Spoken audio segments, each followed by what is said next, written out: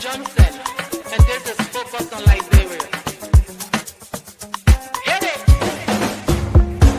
From Cape Mount to Cape Palmas, mountain back to Atlantic Ocean, Obomi Hills to Pocondre, to educate, elevate, and promote. Yeah, focus on Liberia, for Liberia, Liberia, for Liberia, yeah. From Monday to Sunday, from Monday to Sunday, it's focus on Liberia.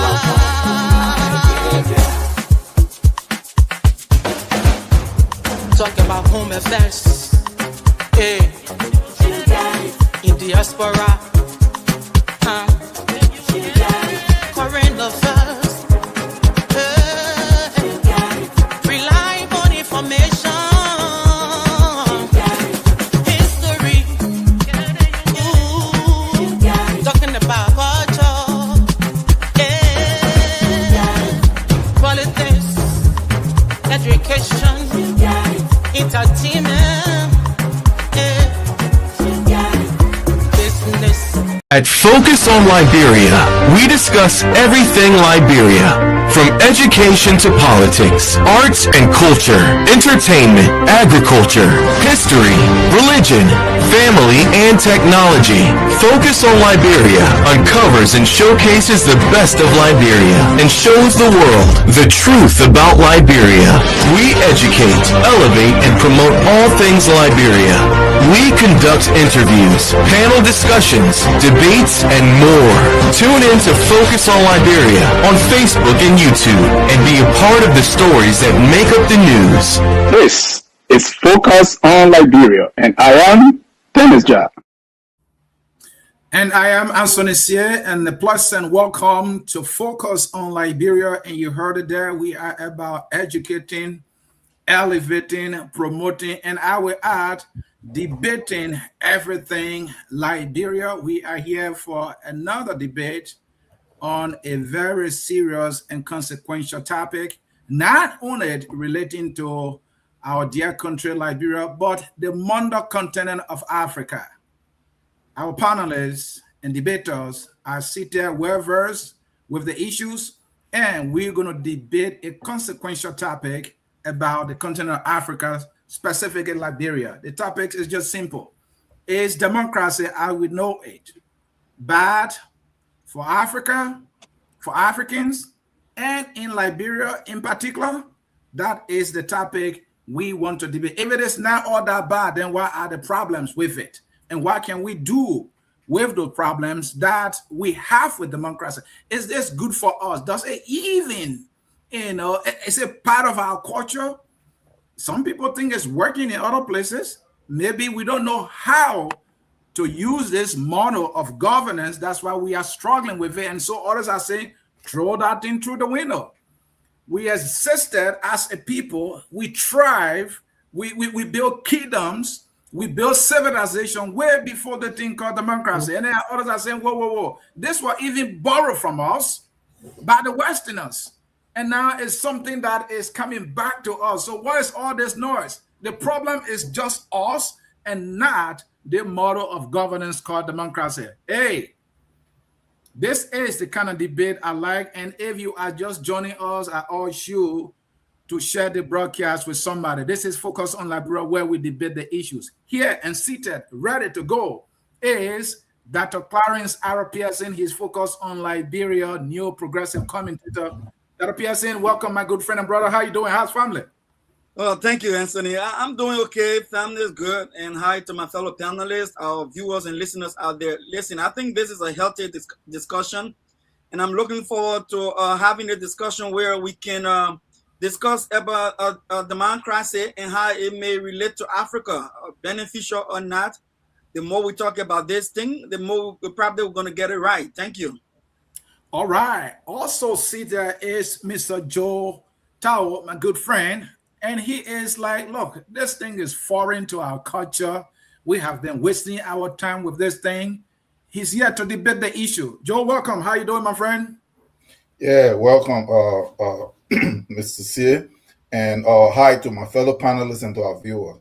Yes, I am of the position that this is not working for us, and it was never meant to work. It was designed to restrict us and to open up our political system to manipulation from outside, and we should get rid of it or modify it to where it can suit and fit us culturally. Let be African centered.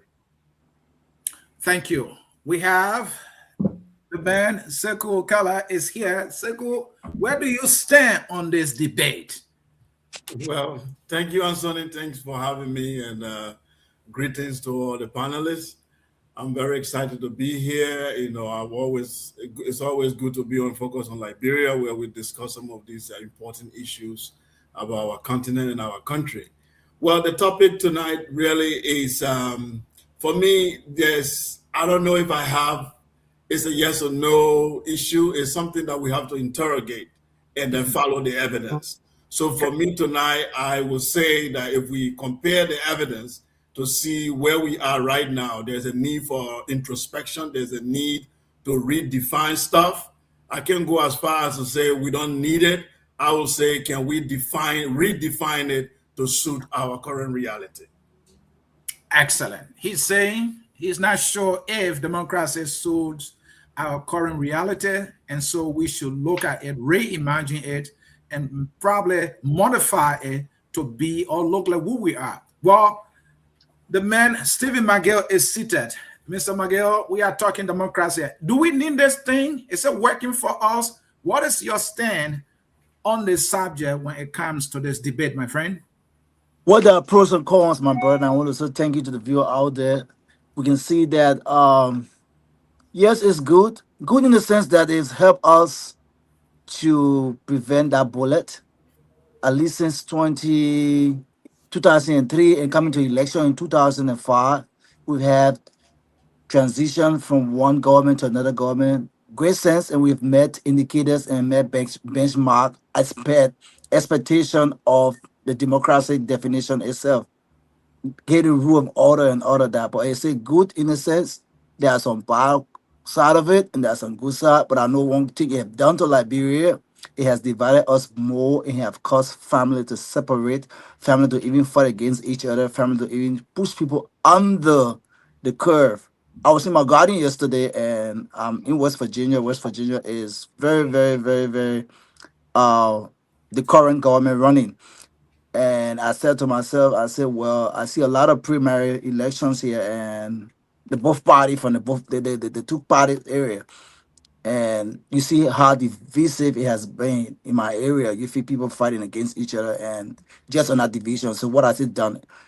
There are more division and division and hate because of the rhetoric behind it. And to me, it looked like a game. And if you don't know how to play that game properly, you can overdo it and misuse power in terms of the rules out there. But we need to incorporate the good practices of our own way and leadership style in our area. So it need to be a mixture of all and a balanced system to correct the processes. There's some ills, there's some good, and there's some bad. All right. That was Mr. Stephen McGill there and giving his stand on this debate. Gentlemen, let us get started here. And my first question, given your position, I'm going to start with you, Mr. Tao. What is your fundamental problem with democracy right now, for which you think we have to take a very serious look at it, and that it is not working as it should for us? Okay. So thank you, Mr. Anthony. Let me make this clear to my fellow panelists and viewers. I think we are confusing two things or not making clarification. Okay. Democracy is not unique. It's not something that is ascribed to Europeans. We're talking about Western style democracy. That is the one they gave us. Because long before they came, we practiced democracy. The 8-year system that they have that is split into two, the Wolof in West Africa, the Omoro people in East Central Africa, and even the Hausas in North Central Nigeria, all throughout the place. The Ashanti Empire in Ghana, we practiced democracy, and the way we did it was 8 years, straight 8 years. So they borrowed this from you when they came and they saw it, straight 8 years, and this is how it worked. People, whenever you are born in the community, the men are registered in categories, the women are registered, you're put in the age grades, and you go through the educational system, and you are cultivated throughout. And what they did was, when this next generation arrived there, and they are selected, but then the people vote for who is actually going to be at the top. That group have 8 years. In the 8 years rule, when the 8 years over, they exit the whole scene, and the next generation, that age grade behind them, come in. This is how. So this is democracy, participatory democracy. No money involved, no campaigning. Nobody's going to lobby and come and tell you this is the kind of bill you should pass. There was none of those. The Western style democracy, and this democracy that I'm talking, that Africa practice, that still exists even in the villages, is based on a communal collective system, believing that the family and the community is the creator of all things and the overseer. In Western democracy, they see the individual. So you see, they made it to be how you call it, a liberal style kind of stuff. Liberalism can work a little bit in a society where they're homogeneous. What do I mean by that? What make the French? They're purely French. So when you have the liberal democracy that is based on division already back and forth, the division becomes very little because they are all of the same language group and very, very similar culture. If you want to go look at the history, when the Germans and the Dutch were together before they separated and they tried to practice democracy, they went to war. When the Belgian and the French were together, when they tried to practice this liberal multi-party, they went to war. The English and the French, they went to war. All these records. So what they did, they saw it that no, it's not going to work. So what did they do? They separated. If you go to Germany, they're purely Germans. Then it worked. When you go to England, they're purely English. When you come to Holland, they're purely Dutch. When you go to France, they're all completely almost French. Now take this system and bring it into an area where, based on colonization, they divided up the 4 different language groups that had their own kingdom. They forced them and they cut them, like somebody was saying.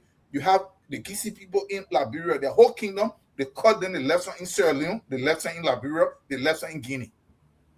Now you put all these people together and you tell them to practice something that creates division. So everywhere that you see Western style democracy, tribalism increase, because if I'm from a tribe, my tribal people are going to jump behind me. If Mr. Magid is from his tribe and he's running his tribal, so this is where this whole stuff, that is what creating the mess. But before we even have this question, before we even discuss this, the question that Africans fail to always ask is, if somebody bring you something, the first question we should ask is, what is actually the interest for which they want us to practice this form of life or this political model? That's the first thing. I'm about the rest. Then the second one is, who does it benefit if we practice it? Who actually does it benefit? If it is not benefiting, then why are they insisting to the point of even destabilizing entire nations and continents that this must be practiced? Thank you. Dr. Pearson, I want you to take a scholarly look at democracy as a whole. From what Tao just provided, one would think that democracy is not only the Western democracy as he classified that issue, or it has some forms. So help us understand if democracy have forms, what are those ones you know? And if there are issues with any, please point that out for the understanding of our audience. Please, I know that is a tough task, but if anybody can handle it, that's you.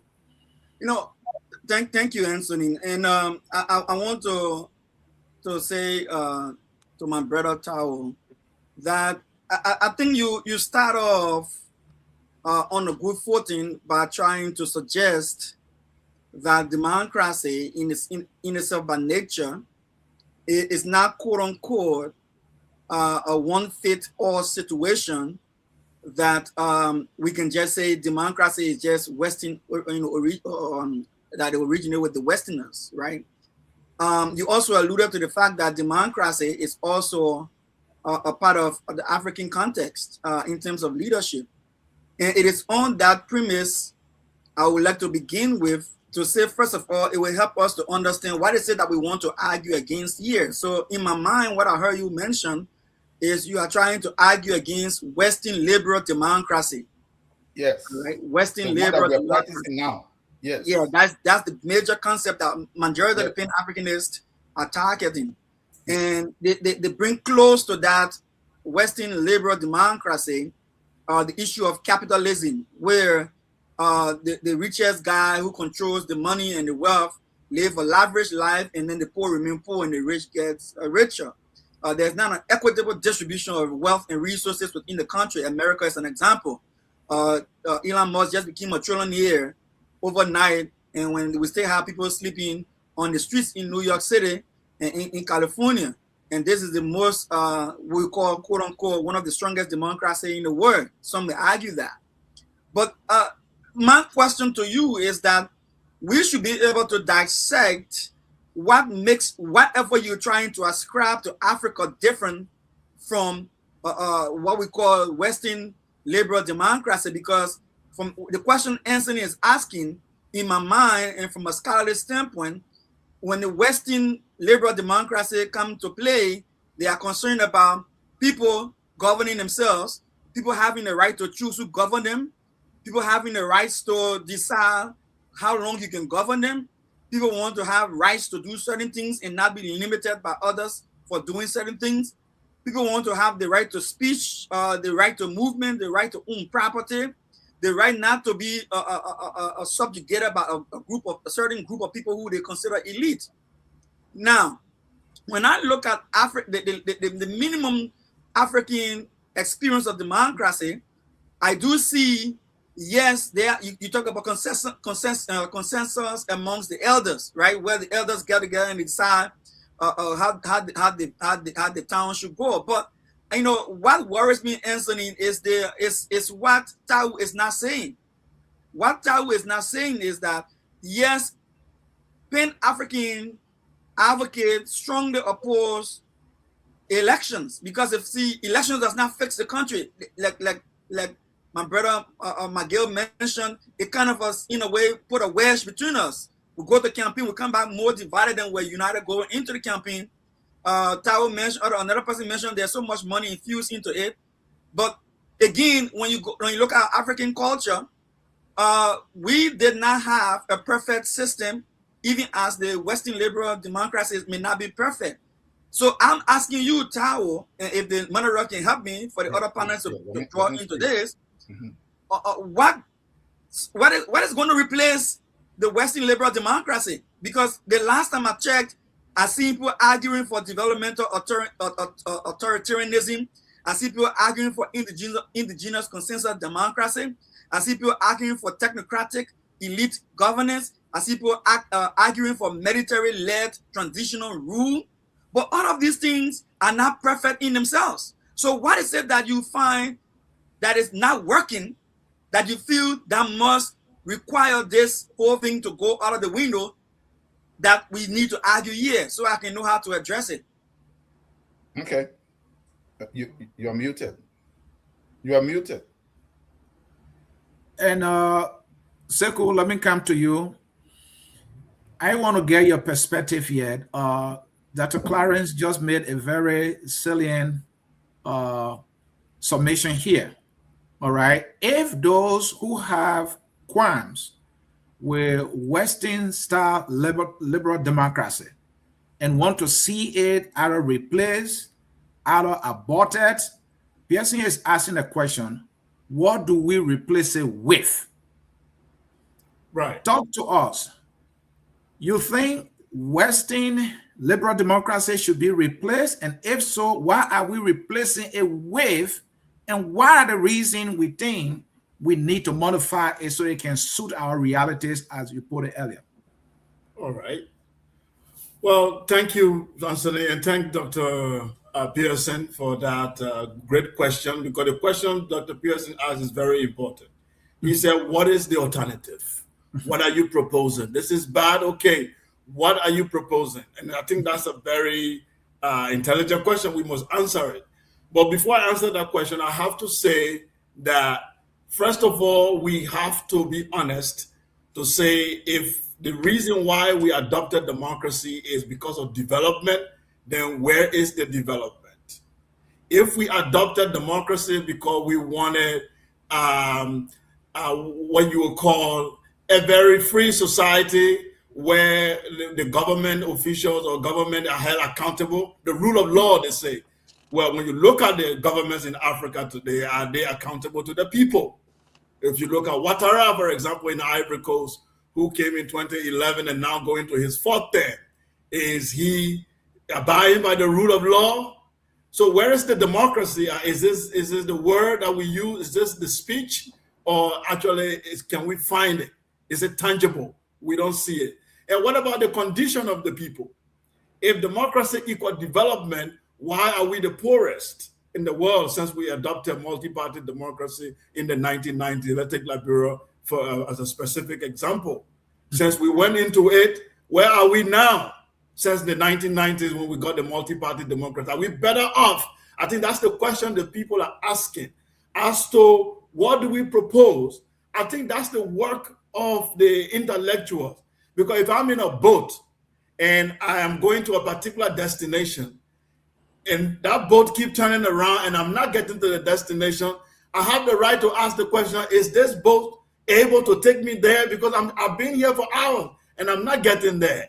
So for you to ask me, do you want to go by plane? What else do you propose? Yes, I can propose something, but the first thing I identify my condition that I am not getting there.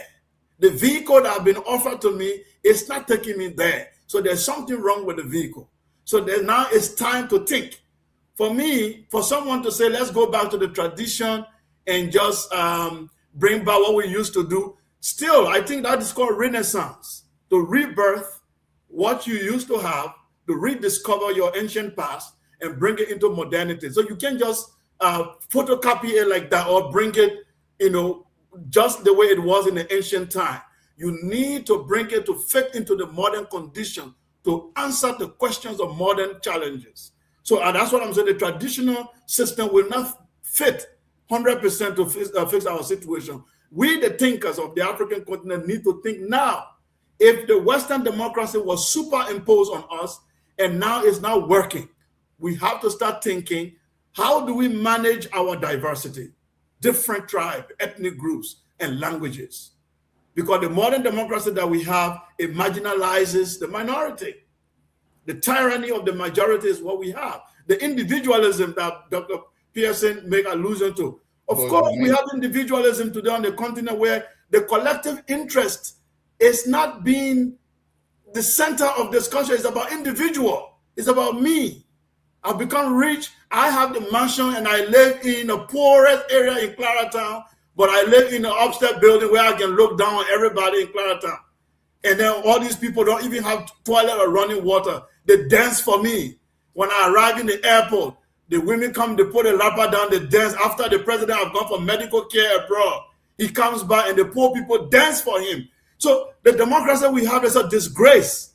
So I think we need to rethink. As to what we propose, I am saying, I don't think I have something I can give you right now to say this is the 100% alternative, but I'm saying the vehicle that is taking us on this destination is faulty. That's my diagnosis. Thank you. Mr. Miguel, let me come to you. Sekou is saying the democracy is not taking us the promise of democracy has not been delivered to the African men, to the African continent. It has not delivered to Liberia. And so basically he asking the question, is this working for us? And he believes that it has not been working for us because he went further by saying, look, the democracy was brought as a model that will bring about development. Have we gotten the development? So the vehicle that was offered us to take us to the destination of freedom, the rule of law, is not happening. My question is it working for us, or are we the problem of it? Well, for me, I will be blunt and say it is working for us, but however, it is also a tools that are being used to marginalize us. So, in my point and my thought and presentation will be that we, the people, by the people, for the people, should continue and be inclusive before and after. So, for example, we know that we come to the whole majority, minority side, the opposition and the current government. We know that's the star. No matter what we do, we can see from our calculation and our statistic and our prognosis, you have a group of people that are many versus a group of people that are low. So in other area, the stronger people who comes together will always be the people in the part. But there should be a way to put into places to correct those ills in terms of accountability, transparency, and inclusiveness of the entire population that we want to change or develop their life. For So, me, you said it's working for us. What are the evidence? the evidence is that we've been able to hold elections. We've been able to show example to people. We've been able to bring in money because that's how we get it. That's how we bring in all of money. But it also come to catch 22 on putting the right information in places for us to know our right. So you talk about the educational aspect and know that how many person know that you're voting this man and tomorrow you can also unseat this man. I've had people who fight and come out and say, oh, I voted him because I like him. The man has a time and he loves us. But is there another way to say we're thinking? Okay, before you go and come and cast a vote, I want to tell you, say, we have 7 million people in Liberia. Can we include those 7 million people in Liberia to take them out of poverty? That is to say, put in the budget $1 million for each Liberian person across the landscape with that accountability and transparency in terms of balancing the culture. Because if you still gonna go there, the politician come and hack up, it's a whole cartel. Because they come up in the process of using this game that was fascinated by the liberal democracy work that work on the minds of the people. I don't know. You said it's working, but then you call it a cartel, and you say it's working because we've been having elections. Yes, so it's about the rich. It's about the rich people. The rich people came and overtook the whole process. So I'm trying to get to you to understand that yes, it's happening this way. If everybody is taking on the property and educated and know the best, the people make decisions. And that part will be one group of people who just overlap in terms of that cash violence. I've seen it, I feel it, and I think it's about point that we come out and say, okay, before I vote for you, or before I go into elections, it's about us, by us, and for us and not for a few group of people. So in essence, you have problem with the results Yes. of this successful election you're talking about. Yes. So if Definitely. the results are bad, yes, how is that a success for us, Mr. Magel? The success is that we've been able to keep the guns from flying. You could not be in Liberia when you still have guns flying. In West you Africa, saying that guns are not flying, we're not hearing border sound because we've been able to have elections? Yes, that's what I'm saying. I'm telling you that other societies are not having elections. Guns are not flying, Mr. Magel. That's why I asked you the question. But stay, are they better? The change that narrative is why I'm proposing to you. A lot of those societies are better than us, who have been practicing democracy for all these years, Mr. Magel. Because we are still ill in terms of our mindset. All right. We are still in terms of our mindset in terms of and being mature enough to understand and grab the concept and use the concept to the best interest of the people. Thank you. Mr. Tao, Sekou is saying this is not working for us. And I'm sure you share the same But the critical question that is here, what do we replace it with? Okay. So because I wanted to make that point, and Sekou, thanks very much. You see the point that Sekou made. I've been making that point over and over and over. Politics is not about just process. It's about result. It's not about intent. It's about result, tangible, applicable results. Dr. Pearson is asking, and you see these kind of questions, they're unfair because, and Dr. Pearson knows what he's doing. He's a very intelligent guy.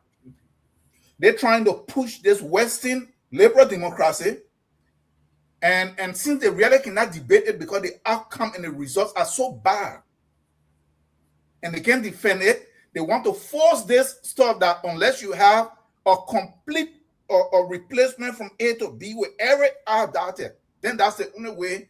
Then that's the only way you can be listened to. And Sekou just counter that. No, if I am in a house and their house is burning, and I'm afraid of dogs and the dog outside, and there is dog barking, should I say because I'm in this house and I'm afraid of dog, I hear the dog barking, but I see the fire? You know what I see? There's fire in this house and it's going to burn me. You know what I would do? Jump outside first. Maybe that dog that is barking is not close there. Maybe I can face that dog and fight that dog. Maybe I can find a stick and pick it up. So the idea that we should just stay in there and not try to even look at it unless we say this is the full replacement. And this is the mindset that we have that keeping democracy just like it's a religion. It was given to us and we are told to not even question it, that we should just go with it if it is not working, and then you turn around and blame us. If you look at how it was designed, Mr. McGill is pointing out about us getting aid and we're not.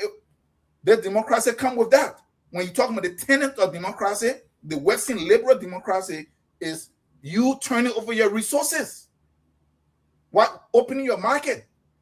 In Western democracy, capital supersede political government. This is the corruption in it. So when you're talking about that the people are corrupt, that you should ask them that will vote for you, will you do? No. Who is financing the election? That is where the corruption starts. At the point of campaign finance. Because people are making so we can't sit here but pointing something out. But let me just point out to what Dr. No, you are muted. You are muted. Let me just say this so I can wrap up on here. Yeah, I want you to wrap up with this. Yeah, you said this is not working. Instead of saying let's find a possible replacement before we get out, we will continue to waste our time. We should just jump out. Yeah, no, we say look at what happened, Sonny. If you have a problem, if you can't even acknowledge that you have a problem, then you lack the ability for you to think, to be able to look for options and solutions. This is the problem that we're having. When we point it out that we have a problem, even though we see the result, everybody wants to say no, but they don't want to acknowledge that this particular stuff is not working. Because if we can all acknowledge that it's not working, then now the question comes about, look, this is not working. What can we do? But look, to just wrap up, I pointed out something here. And so this is why you are saying, right? It's like a librarian saying, well, basketball is not our game. Even though there are black people in America who are doing well with basketball, but we the black people in Liberia, basketball is not our game. We play football, the soccer. So let's forget about the basketball team. It will never work for us, even though other black people are doing well with it. That's what I'm hearing from you. No. The analogy is different. Okay. Actually, no, it's different. It's different because we have a system that is given to us. Nobody have to tell us. We see that it's not working, and the reason is because it is porous. It is easily manipulated from outside because of the capital that is involved. Capital decide outcome. In electoral politics itself is a fraudulent system. We are here and we see it. But I'm saying the reason that it cannot work, it's not even working for them here. But I'm saying when we point it out and we say, okay, you know what, this is not working, then the discussion start among us. Even if that is what we have to do for now. Then we start saying, okay, you know what? And But Mr. Tao, another point you're making there is that, well, they gave it to us, so now they're influencing it. They're trying to tell, oh, this is how you do, trying to control it. So if you have accepted it, why you say, no, I got this? No, you didn't accept it. I don't need you. No, you didn't accept it. That this is from the so baseline we should establish. It was imposed and it's been back and kept in place by barrel of the gun. I beg to disagree, because if a country decide that we're not going to practice their model of governance, they can end it. The reason why we continue to use it. No, it's not that simple. Okay, I can agree that it was imposed. I can agree that it was imposed. I'm not sure it's still being imposed on you. It is is happening because you accepted it. So it is still being imposed. And let me because Anthony, all the examples there. What happened when Traore then took over their country and they decided? Oh, somebody need to. What happened when Traore then told the AES and they decided that they're not going to go with that model? America came out with gun blazing immediately, trying to overthrow him at all costs. What happened with Nkrumah then when they decided that they were not going to go along with that model? They were removed. So it's in force. What happened when a government decided that, you know what, we're not going to follow this, because you see with this come capitalism, because capitalism is part of they're all packaged, turnover. When they say you're not practicing democracy, it means you're not opening, you're not turning over your resources, you're not doing all this stuff.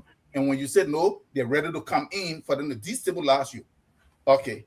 But let me just close on this. And I just gave a proposal here that, look, this is not working. And I went to the GADA, G-A-D-A, the GADA system that the African practice, which is the 8-year system, and how they structure it, where everybody register, Dr. Pearson want to say the chiefs and they come, no. You see, because we don't understand our own culture, we keep limiting it, just demeaning it like that. No, it was a general consensus of the public voting, the whole nation voted, but they group people into age groups, and they cultivate them through the system and they arrive at a certain level. When one batch of people rule, after the 8 years, they remove, and the next group of people are voted within that age group, within that block. They're voted and they come in. And I said this now, Sekou said it here that now we look at that this worked. So what can we do? How can we study these systems to then bring it to this modern era to function it so it can fit? Mr. Tao, thank you. You make your point there. I will hold you there. Whatever system you have, just as Democrats say, some having 4 years, 6 years, 5 years, as in the case of Nigeria, either one can be manipulated. So even if we adopt it 8 years, kind of model that, okay, that group for 8 years, and after that they will not even contest, and another group will come. Those people that are living, they can stay infiltrate. It's even happening in democracy today. Yeah, but it's different. No, it's different. There is no capital in this one. There is no campaign funding. There is no outsider funding. Anything. We're not talking about perfection. We're talking about something that exists that is actually contained locally. All right. It cannot be influenced. But once capital is out of the way, it takes away the motivation. All right. Let me come to you, Dr. Pearson. And I think Mr. Tao tried to call your attention, and he has serious disagreement with your thoughts there. No, I don't think Mr. Tao has any disagreement with my thoughts. I think Mr. Tao does not have the capacity or the information to provide the divergence between what Western liberal democracy is. Are you guys getting me? Yes, you are clear. Go ahead. I think he has not been able to properly articulate what the divergence between Western liberal democracy and that of the African form of governance that he wants to see happen. He's talking about the Gada. But he has not been able to say expressly how the Gada is different from, in practice, from that of the Western liberal democracy, because in his view, he's still talking about democratic tenets, right? He may not be talking about elections, but he's still talking about consensus. He's still talking about people having the choice to decide who will govern them through maybe an elite group of autocrats, who will be an elite group of individuals who call that shots. He's talking about caste system where you put people in category and you say, okay, this age group can govern this age group, this kind of category of people. He's talking about it cannot be influenced. Let me land, right? You say it cannot be influenced, but he forgetting to understand that even in our tribal days, the men with the largest farm are more say in the town's politics. The men with the highest cattle, all right, had a more say, because you may argue with me here and saying that, oh, it does not count that if I give a promise my girl in that system he's talking about, that, oh, the chiefs will soon be deciding who's going to be, the next group to come and lead, and I gave 2 or 3 cattle if it will not happen. You have not done that status to find that out. You have not lived that. You make it sound as though that system cut across the entire Africa, and it was a common practice before the appearance of colonization. No, it was not a common practice across Africa. Now, we need to understand how Africa governance structure developed over time. Africans, as we know them to be, at least what I know with West Africa, when this old man married 4 or 5 women, he had a bunch of children, he settled in a little town, in a little geographic space, and learned how to make farm instead of being a nomad, but learn how to make farm and raise his cattle. He built a little house. The house turned to 2 huts. From there, he became a little patriarch in that family. From being a patriarch, the next thing you know, if a new people come and join, he becomes the chief of that place. And once he's living, he's the chief. The day he dies, his children become the chief after him. It does not change, right? When we move over to empires, right? What you call it? You talk about the Ashanti Empire, the Benin Empire, other empires. When those empires came in, it was total authoritarianism, right? The king decide how many women he can take. He can take Tao away from him. Tao has no say. He can take Tao's daughter. Tao have no say. He overtax Tao. Tao work for him, and Tao be his army to go fight wars. And so, like you said, and I want to come back to what you said, Anthony. Any system can be abused, but I like what Sekou projected. Democracy, as we are discussing it, what form of democracy comes in, and particularly in this conversation that people are contentious about, Western liberal democracy is a vehicle, Anthony. It's a vehicle. It's a vehicle of governance. That vehicle of governance, my brother Sekou is arguing, what are the outcomes? Magill also asks, what are the impacts, the results? Now, when you want to see the outcome and the impact of a process, you don't blame the process alone. You blame the one who execute the process. Plays a major role. I gave an example just for us to understand the comedy. In our villages, the tree is filled with a cutlass. No matter how sharp that cutlass is, if the one who bearing it is not skilled and he is dull, he may not fell the tree the proper way. People may get hurt. The same thing with a vehicle. You can buy a very nice vehicle, you're back in your driveway. If you cannot drive, Anthony, that vehicle taking you nowhere. So I want someone to argue with me like other scholars will do sometimes when we're having conversations. They say, the thing I don't like about Western democracy is the idea that has to do with culture, and the way they push the culture on us, the culture dynamics, right? So, and I'm saying, yes, I don't like some things about the Western liberal democracy when it comes to the culture, like homosexuality, lesbianism, and other forms, half naked people, other kind of thing, that even though they say part of our culture, but there are certain things that they practice culturally that does not fit us. Yeah, we can take that out of the place. We can get rid of that. We can decide what we want. Ghana just passed a law, right?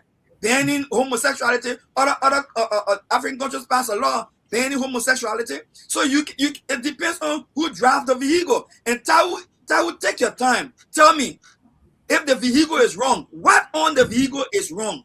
But if it is your drivers, your politicians in Africa that is unable to drive this vehicle, then I have problem. Then the vehicle does not have problem. Let us focus on the drivers. That's what the argument should go to. The vehicle is contaminated. Okay. So anyone that comes from out of the vehicle contaminates everybody else. So thank you. Let me bring in Sekou, then I'll go to Jimmy. Sekou, I saw you shaking your head, and it seems to be you had a disagreement with the way that Pearson was characterizing the African, proposed model. So, right, your disagreement. So I think Thank you again to Dr. Pierce. I think some of the mistakes that people make when they try to do comparative analysis or compare the African system of governance with Western democracy, they make a mistake with the chronology. So they take ancient African system and compare it with modern European Western democracy that have gone through a lot of process of change. So what you have to do is to go to Greek system of democracy. So when democracy began in the Hellenistic society in Greece, it wasn't like it is now today.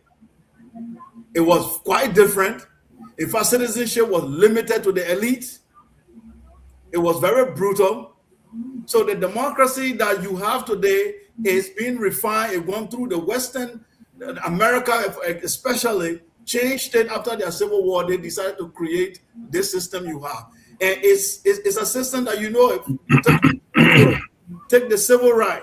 An entire population was excluded in America.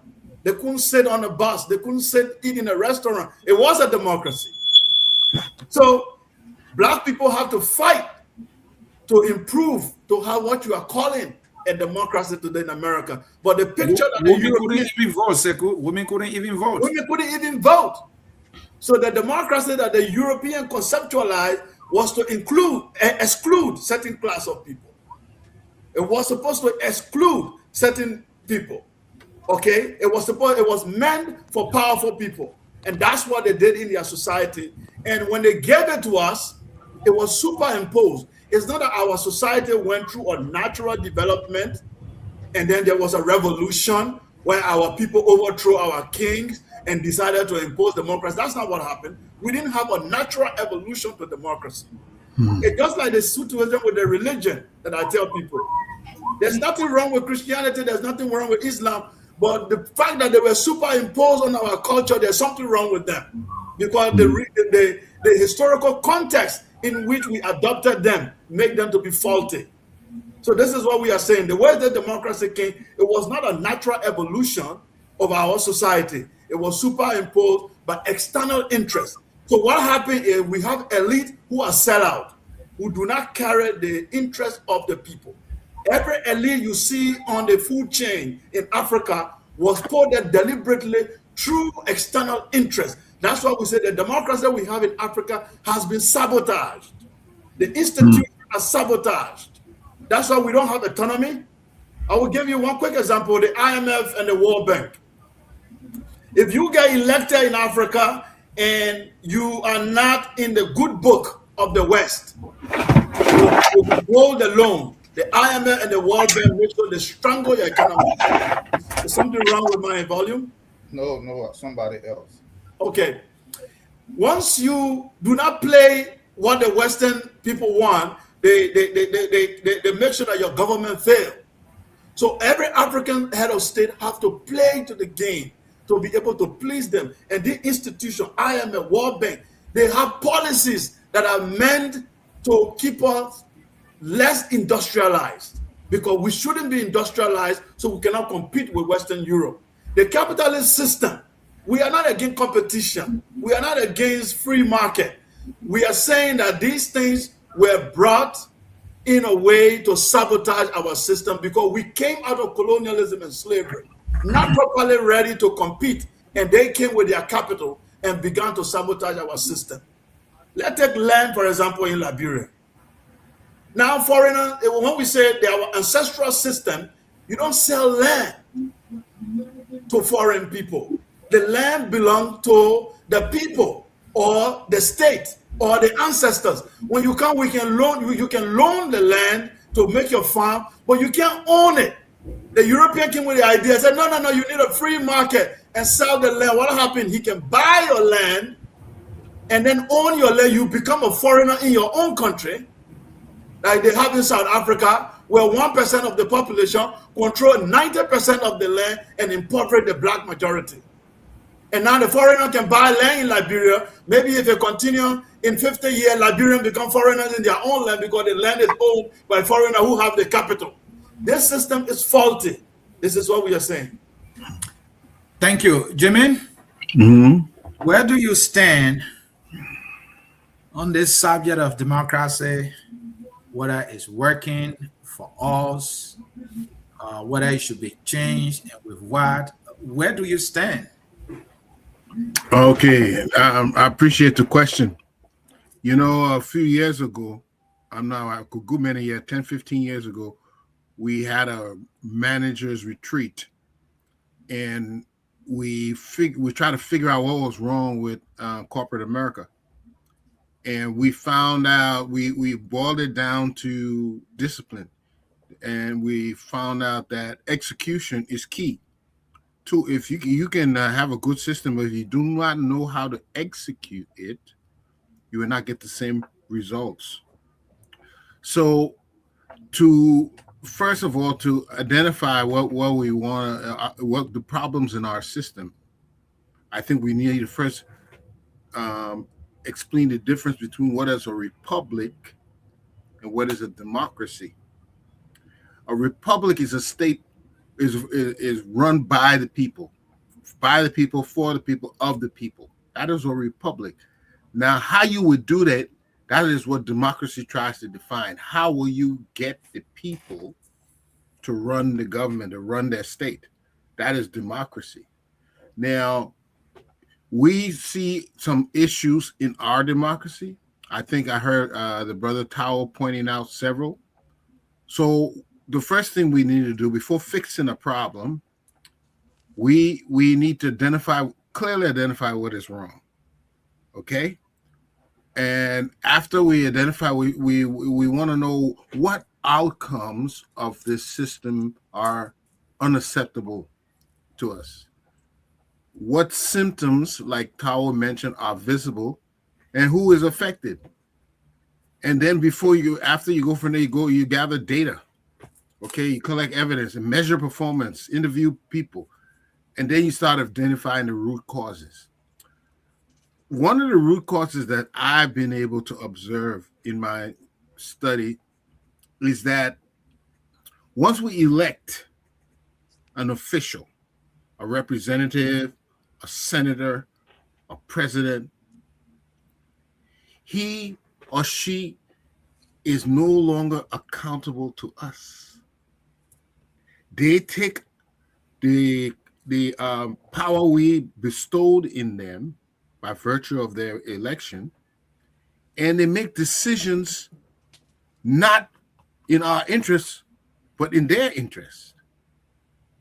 So we find that when it comes to the Jimmy, are you saying that's how the system, democracy, has been designed, that when they are elected, they have the free will to make decisions in their own interests? That is what is going on. Okay. That is why we're having problems with it. If they were consulting for SASTAL, if they went back to the people of SASTAL and say, look, they say we must sign this MOU to let these people from Mbombi to take our IO. We don't measure how much they take. We don't find out. There's no way of checking what they're taking, and they would get us so money. The people at SASTAL said, no, that's not agreement. Go to the agreement you're signing. You got to change that agreement. Okay. So Jimmy, I'm enjoying what you're doing there. So you are saying that should be the solution. Yes. You are also extending it to say, well, before the president affixes his signature to any resolution, any bill, he should go to the people and ask them, hey, I have this on my desk sent to me by the people's representatives. This is explicitly what it says. Should I sign it? Do you agree with it? Before the president can, sign it? Is that what I'm hearing from you, Jimmy? That is how it should be. We did a study about this sort of democracy working, and if you go down to Botswana, Namibia, that is how they perform. If you don't have this accountability to the people, then that's when we will see the easily, like Joe Tower was saying, the easily corruptible. They're waiting for brown envelope. If you have to go and ask me before you make that vote, that brown envelope will not do you no good, because you will not be able to vote the way you want. You will have to vote the way the people want you to vote. And so one of the ways of restraining them, we have to put these people, we have to let these people, you are just representative. You are not a big shot. You are not elevated amongst us. We only have you representing us. And in doing so, you have to abide by our joint conclusion or whatever we want to do. Now, when they go there, they all of a sudden, they think they're powerful. Why are they more powerful than the people? They should never be more powerful than the people. That is one issue we have. Are you saying that the democracy we have is loose?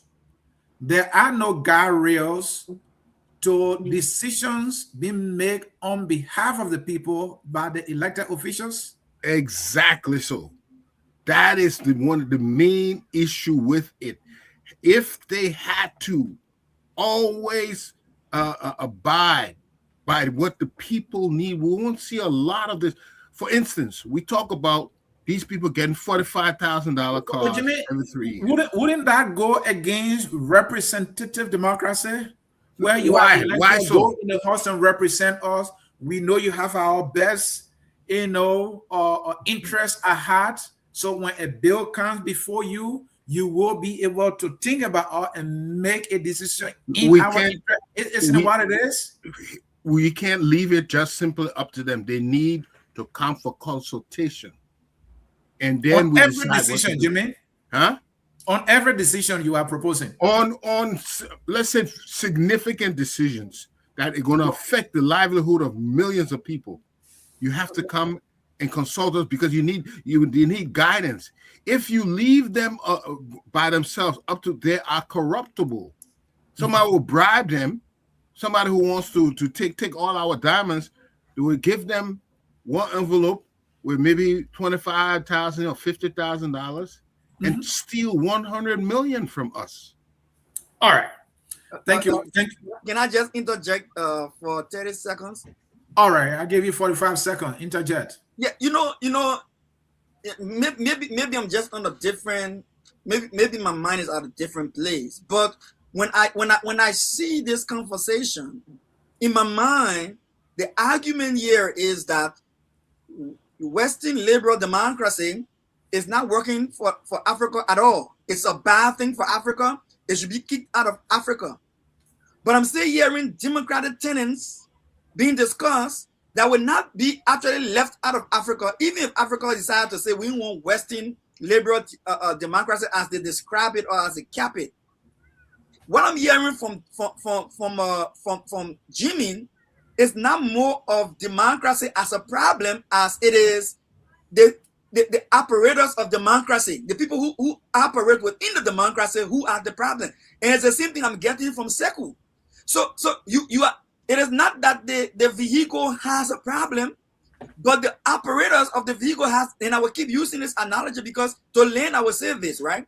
Jimmy, everything that should make, everything that should show. You are also suggesting that, no vehicle may have a problem at all. No, don't get me wrong. Exactly. We have said this over and over. Not falsify his theory. No. We've said this over and over, and you can go look at my tip from yesterday, debate and whatever. No system is perfect. Okay. No system is perfect.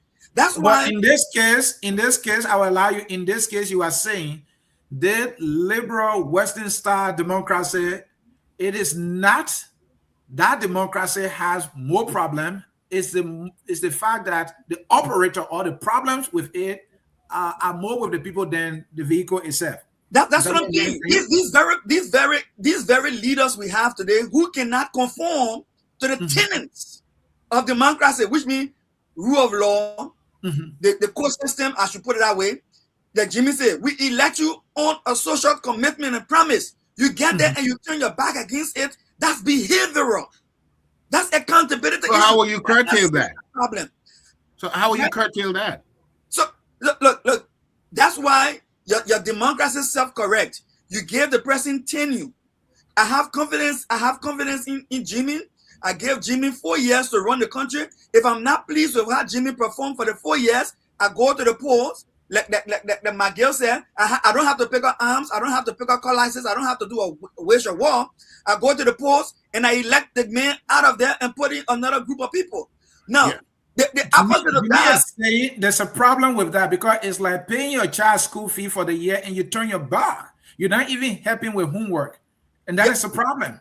This is what I would tell Jimmy. Jimmy, there are successful nations around us that are exercising the same liberal Western democracy and are highly successful with outcomes and results. Ghana. So I gave you Botswana for one. I'm not saying it doesn't. It cannot be successful. I never said that. I'm trying to tell you how we can fix our own. I'm going to specific. I'm not being theoretical. I agree. I have an engineering mentality. Yeah, I agree. So we got to do something. I figure out how we're going to do it, not theoretically speaking. Jimmy, I agree with you on I agree this much. When you speak as a Liberian problem, then that's a different whole ballgame because across the continent of Africa, there are different style of democracy being practiced, and Tao is supposed to know that. Different style of democracy being practiced. Even the proponent of Pan-Africanism, those Pan-African activists, they also have their own style of democracy that they want to see implemented. And there are others who have adapted new styles and they are successful. My brother Sekou saying, oh, democracy started way back from Anten and evolved. We have had almost 76 years since we started being independent. We've had 76 years to make this thing work and adapt it for the better. What is stopping us? Somebody say, oh, they're shooting our brothers when they want to do the right thing. But at the same time, we're voting people into power repeatedly, even they are doing the wrong thing. Thank you. What are we talking about? So thank you. You went above 1 minute. Just give me 1 minute, Anthony. I beg you. Listen, when the whole idea is we're out of town. We're out of time. We've been playing around with this long enough. We don't have 4 years to give you before we make up our mind that we need to move you. If we put you there and within a year, you are not following the policies, the promises that you made to us, we need a mechanism to move you right away. If the people had that kind of power, these representatives would not be unruly and doing whatever they want to do in that building there. But because the people don't have that active power to move you, to sack you the next day, that is why they're taking advantage of us. So we have to bring the power back to the people, before it happens. I want to tell you one more thing before I land. If you study communism, when the way China did their own, everybody was equal, even though you had people in the what they call the Central Party, okay, who had the power, but nobody was rich, nobody was accumulating a lot of wealth. I used to see them when they go around, the chauffeur, the ambassador, all of them on the same level, ready, same clothes. Nobody wearing $1,000 suit and the other man wearing khaki trousers. Everybody was dressed the same because they wanted to establish that we are representing the people. We are one of them, and there's no elitism amongst us. Now that is a difficult task to accomplish. But what it did do, it got the people believing in the system that everybody was equal. Right now, we don't see that in Liberia. We don't see the common people equal to the people who get elected. And this is what we need to break down, that this big shot business, this highfalutin democracy that we're practicing needs to cut down. That's what happened to 13 people on the poll. Jimmy, thank you. Thank you. Thank you. Mr. Miguel, let me come to you. I saw you in agreement with Jimmy when he was speaking. All right. He made a solid recommendation. Oh, Mr. Miguel, what's going on? They sent the other way. Turn it back. All right. I have to go to someone else, I believe. Sekou wanted to say something. Yeah. Sekou, Yes. You can come in. Yes. So I think we've touched a lot of areas in this discussion, but I would like to go back to the driver analogy that I gave initially.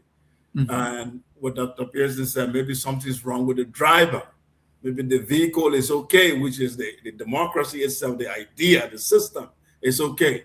But the people who are running it are the ones who are not running it properly. Then the question that follow is, are you saying that we are naturally incompetent as Black people? Is it our nature that makes us not to be able to govern? Because all of our states are almost failed states. Are you saying that it's something have to do with our nature? So that I would disagree with that. I think every human being on earth have the same intellectual capacity. It is based on how the culture of that particular area and how it works is what determines your success or failure. So I can say maybe we put a pilot in a vehicle, and it's not a driver actually, it's a pilot. That's why there's a problem. What that means is that the African man's value system, we didn't consider it. We didn't consider our cultural background. How did our ancestors govern empires? We govern empires. Let's start with West Africa. We have Ouagadougou Empire. Even before Islam came, the Ouagadougou Empire was very successful. It governed most of West Africa. You have the Benin Empire. You have even ancient Egypt. If you go to the classical period in Sudan, where the Pharaoh governed for 3,000 years with a governance system that was one of the most successful in Northeast Africa.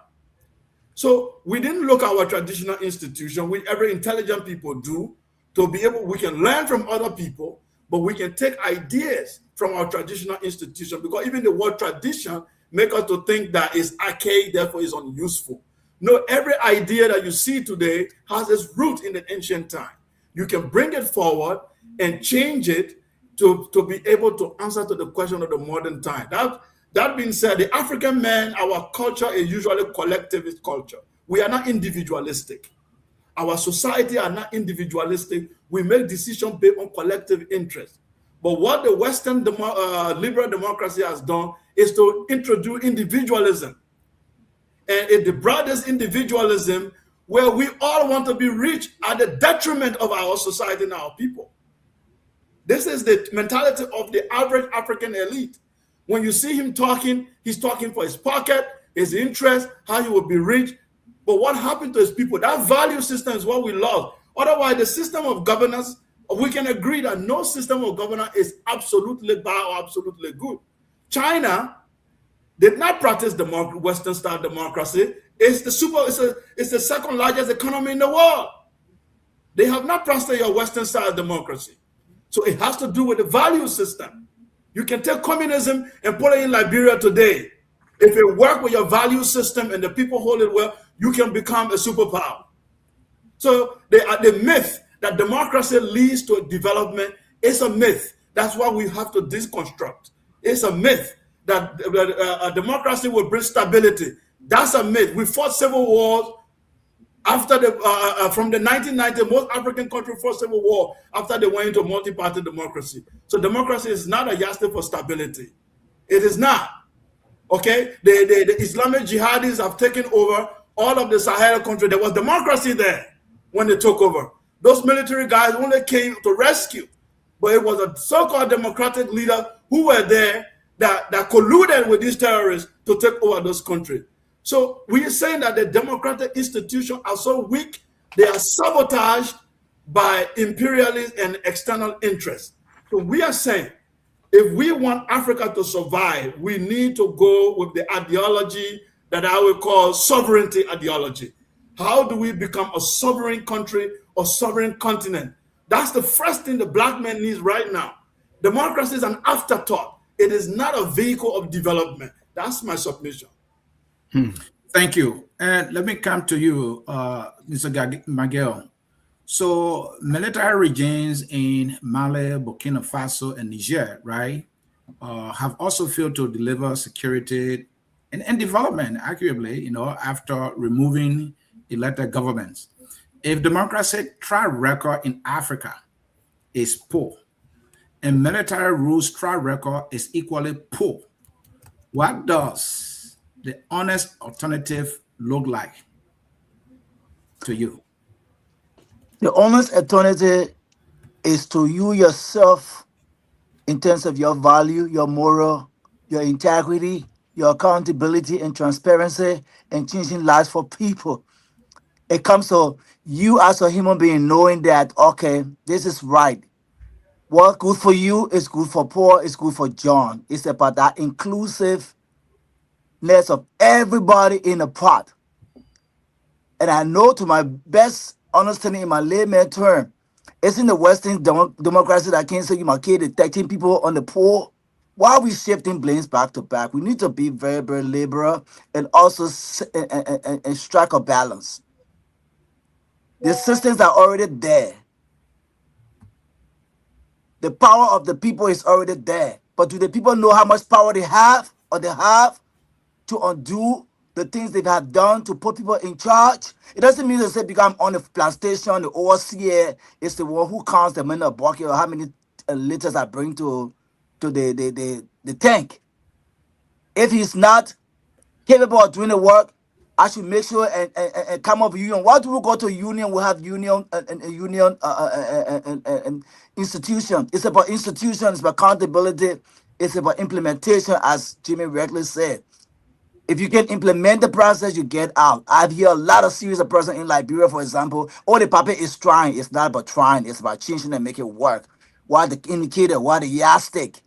So, Mr. McKay, in essence, you are saying, it may not necessarily matter what kind of model you're using. It can be definitely, of course, yes. Even in the church. Hold on, Mr. McKay. Let me question. It doesn't matter much about the model you're using, right? Or the governance structure you're using. It is more about the people, all right? Knowing what is right to be done by the people and for the people and for their country, and just doing that exactly as it should be done. Yes. Yes. And so that means any system can be used for any society to be successful. That is your argument. Of course. Gerald came and he said the people are so corrupt and he put them on the poll. Things changed and they were being strong. They were being insightful about it. And they said, this is what we want to see that change. Before that time, it was hard. Okay, if you say the people in Burkina Faso is so good, development is so do all the different things online, why are there Burkina bees in all the forests and all the farms in Liberia? So in essence, Mr. Maggie, you are also saying, well, those who have problem with the liberal Western style democracy, that's been practiced in Africa, it is the African who are not using it in a way that it will benefit them. It's not what being handled to them. I think Sekou is saying that this is imposed on all Mochinche. Of course. See, in America, it's a 100%. Okay, no. I'm in West Virginia. Look at what happened to the poor West Virginia people who went vote and did what they did. At the end of the day, they didn't want being scrapped off. Are they angry or not? Is it good? It's about the system, the people who in charge, who gave our power to, and who gave them our power to implement, and they squid. So your final argument here is that let's forget about this whole which system we use or not. Let's focus on the people who are in charge of the system to make it work. It's not necessarily the system. Of course. Yeah. Let me add to something, well, Mr. With 5 seconds. There's something, we use this word very loosely. Institutionalize. When you institutionalize something, a policy, a procedure, or whatever you want to practice, when you institution, everybody must follow it. Everybody. That's why it's institution. When they learn it from school, they learn it when they go in life. It's part of what we do. It's institutionalized. But we are not, our practices are not institutionalized. We do it one way, this way. The other man corrupt it, do it another way on the other side. So it's not institutionalized. Okay? For instance, let's look at the drug bust the other day. There's all kinds of statements. Why is it all up in the air like this? Have we, because is the drug enforcement, is it institutionalized? If it was, then there's supposed to be a straightforward way of going about doing it, and it could be applied in each and every case. But we don't follow that. We have and that is a fine point that about institutionalizing it. Every institution is meant to be institutionalized. But then the drivers, the actors in there are the problem. In the case that Jimmy cited, the institution came out and said, well, we have 6 persons of interest. In fact, we have arrested them. We have them in our custody. Well, tell us their names, just as you have been doing in the past. You name everyone you arrested in possession of even marijuana, including our own star, Bucket Ray. The man just have 40 balls marijuana. You threw the man in a pickup. You got a mug shot. So why are you making exceptions and giving justification why you cannot do it this more? So the institutionalization there is failing because the actor are making unnecessary exceptions, right? So I come to you, Tao. This model that you're proposing, because the thing is about human. That's the argument Maggie is making. It is about us. We are the problem, not necessarily the model you're using. Because these models, as imperfect as they may be, they have made other societies successful. All right? They have been able to refine it, as Sekou said it. You know, democracy, when it started, you know, it is not what they have today. Women couldn't vote. It was reserved for the elite. And then they said, no, everyone is equal. So let's give everyone the right to participate, and everybody participating.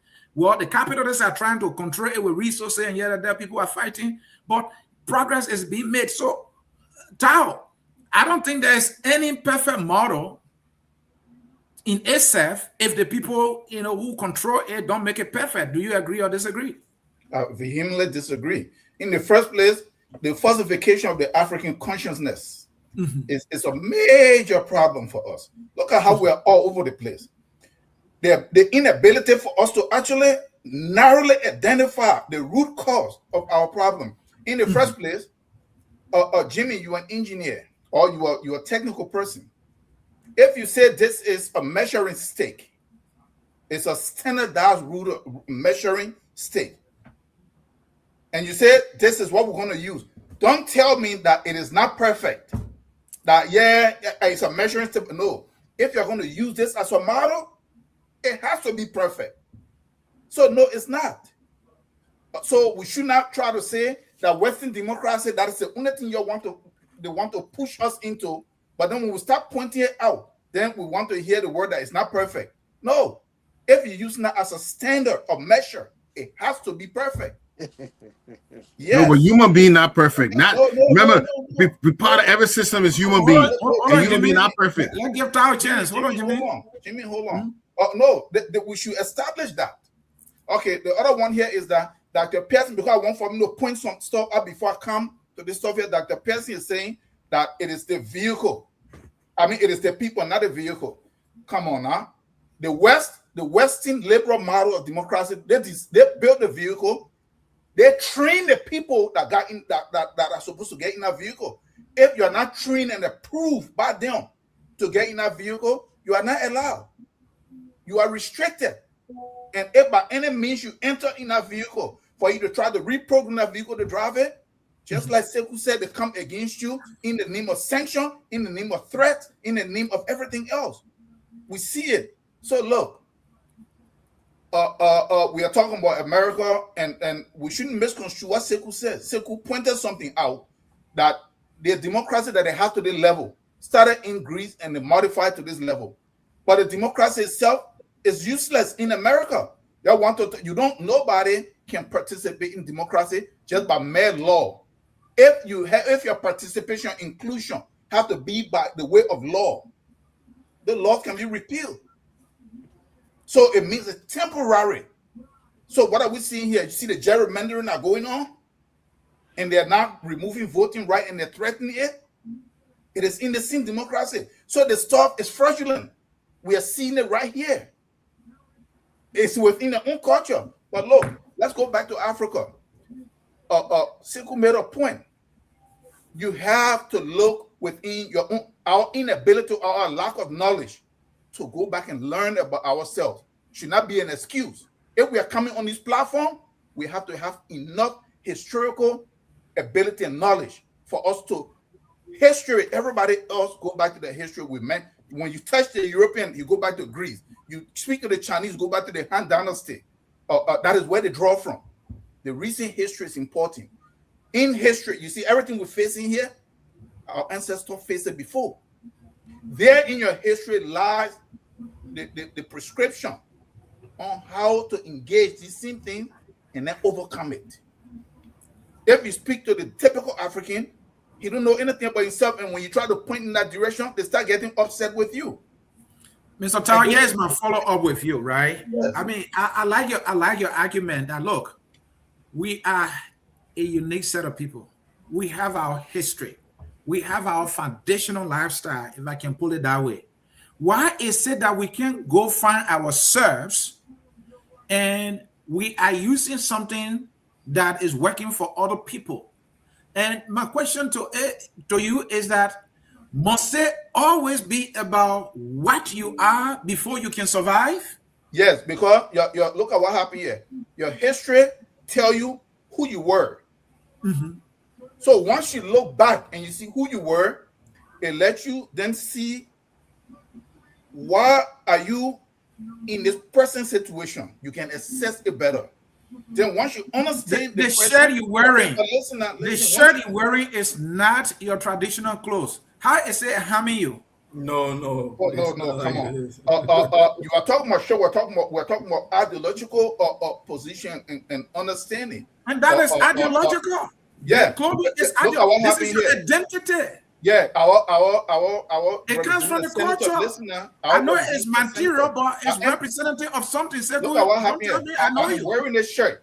Mm-hmm. But I do my best for me to be African centered. And somebody in the representative and senator, they wear the country gown with the hat all the time, and they have no instinct. Symbolism doesn't matter anymore in the application of knowledge. I'm not saying it doesn't matter, but it has no bearing in the discussion that we're having. So let us not distract that, please. Let me finish my point. Mm-hmm. If you look and like the Chinese, mm-hmm. you know what they did? They rejected the Western democracy. They rejected capitalism because they saw that democracy and capitalism come together as individualistic. Their society structure, family is very similar to that of Africa. So what they adopted was a market economy. In a market economy, political power. That's the same thing. Capitalism and market economy is the same thing.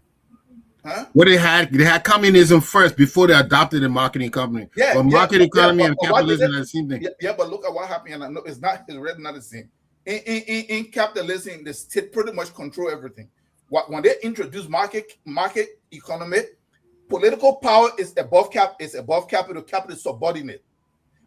So the government pretty much decide the policies, and the government provides services that are very essential to make sure the people benefit. If you listen to one of the stuff the West complain about their high-speed rail that is bleeding profit and all this stuff, they're not doing it for profit.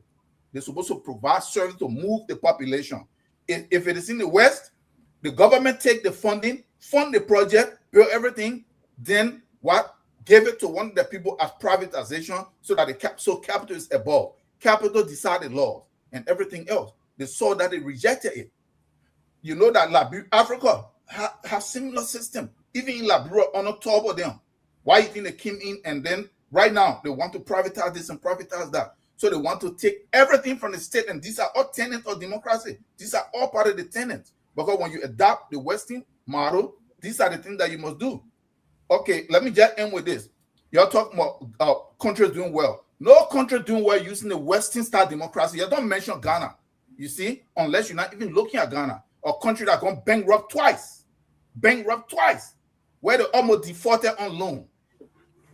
And they had to go back to the eye and say that they're succeeding, that they're working. No, it's not working.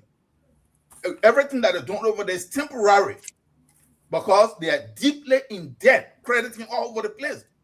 It's not working. Don't mention Burkina Faso. You know the split between Senegal and they're having democracy and they voted. What is the split? The IMF came in and trying to have them for them to through the democracy for them to try to value the currency and cost structural adjustment. Structural adjustment. Songo said no. He said, look, on make it so. Look, the country signed all these agreements, these concessions, and our oil and stuff is in their hand. Let the state come in, re-look at everything so that we can take share in these things, use that money from there so we can pay back the loan. Instead, the IMF went ahead and forcing this young man that is in now that no, they can't do that. So that is where the fallout came from. So Songo said, no, I'm not going to agree with that. But this, all of this that you're naming about corruption, all this stuff, these are the end results of the corrupt Western model that we are talking about. By the time you start talking about somebody doing this corruption, the model started here already. Those are just the outcomes of that. We have so the question I asked, and I want you to end here quickly to bring Sekou and Dr. Pearson in. This African model that you are advocating for, is it not prone to corruption? It's not prone to manipulation? Is it not prone to infiltration, just like any other system? Okay, so look at the difference. When you talk about any model, if you live in your house, right? You the father in that house and the male of the house, you are not always going to be right. You may not always be fair in your judgment on some stuff. But the limit to how it happened, because those are your children, and you destabilizing your own house and making your children go hungry will hurt you in a way. So there is a minimum, and it's happening in the house. You're able to make adjustment easily because you see the result of some of your decisions. That is the African model. The Western liberal model, they sit from outside. They don't give a damn about you. They don't care. They push and implement these policies, and they don't care who it affects. And Tao, you are speaking as though this is all happening in isolation of your own people. Who are your people are recruits. Your people are recruits. Look, the system, look at how the Western model is. If you question it, you are not elevated and you are not rewarded.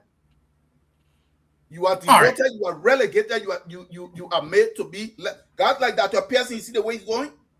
They will take positions because they are auditioning. They're advertising themselves. Thank you, Chao. Let me leave it there. Dr. Pearson, let me come to you, right? Your central argument here is that, look, yeah, we can talk about the balances, things that need to be corrected, the imperfection about this Western style liberal democracy. We can talk about all that. But they are arguing that, look, it is their cultural style of governance that they are imposing on us. What is wrong with us using ours? So my question to you is, why are you afraid?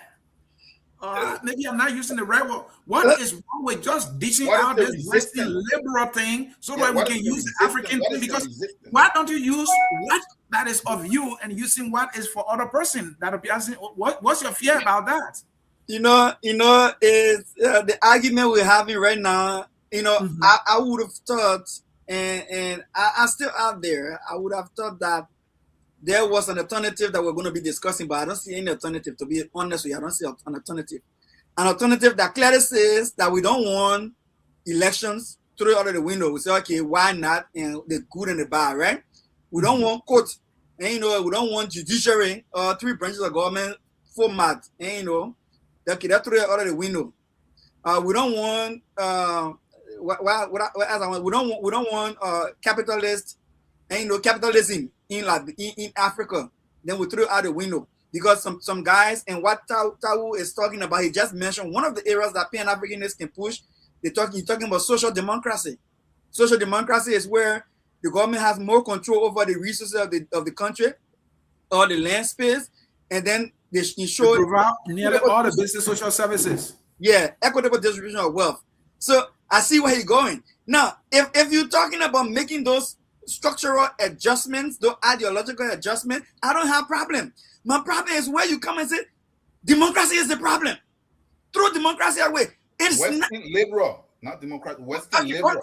Even if you say liberal democracy, what is liberal democracy in your understanding? When we say liberal democracy, for me, elections stand out. Number one. Number two, the freedom to practice what you want to wear, who you want your identity, self alignment with your own identity. I want to be gay. I want to be transgender. I want to be lesbian. I can decide for myself. I want to eat kobo or I want to eat spaghetti. I decide for myself.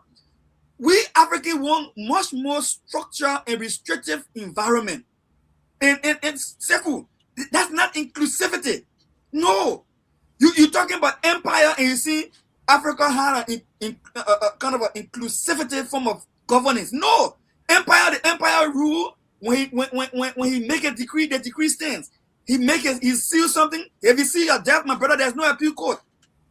If the emperor tell you today, that man's supposed to die, and he stamp your warrant for death, no appeal court. So what do you guys want to replace? If you talk me to the village right now, Chief Matera tell me, say, okay, sorry, peace be on him.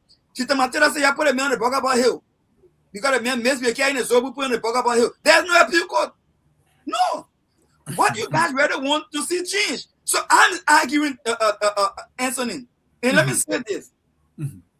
Yes, we have some strict cultural values. Do we want to preserve them? Then go ahead, pass laws, preserve them. You talk, my brother talk about IMF and World Bank. Hell yeah, you don't want IMF and World Bank. Look, get rid of them.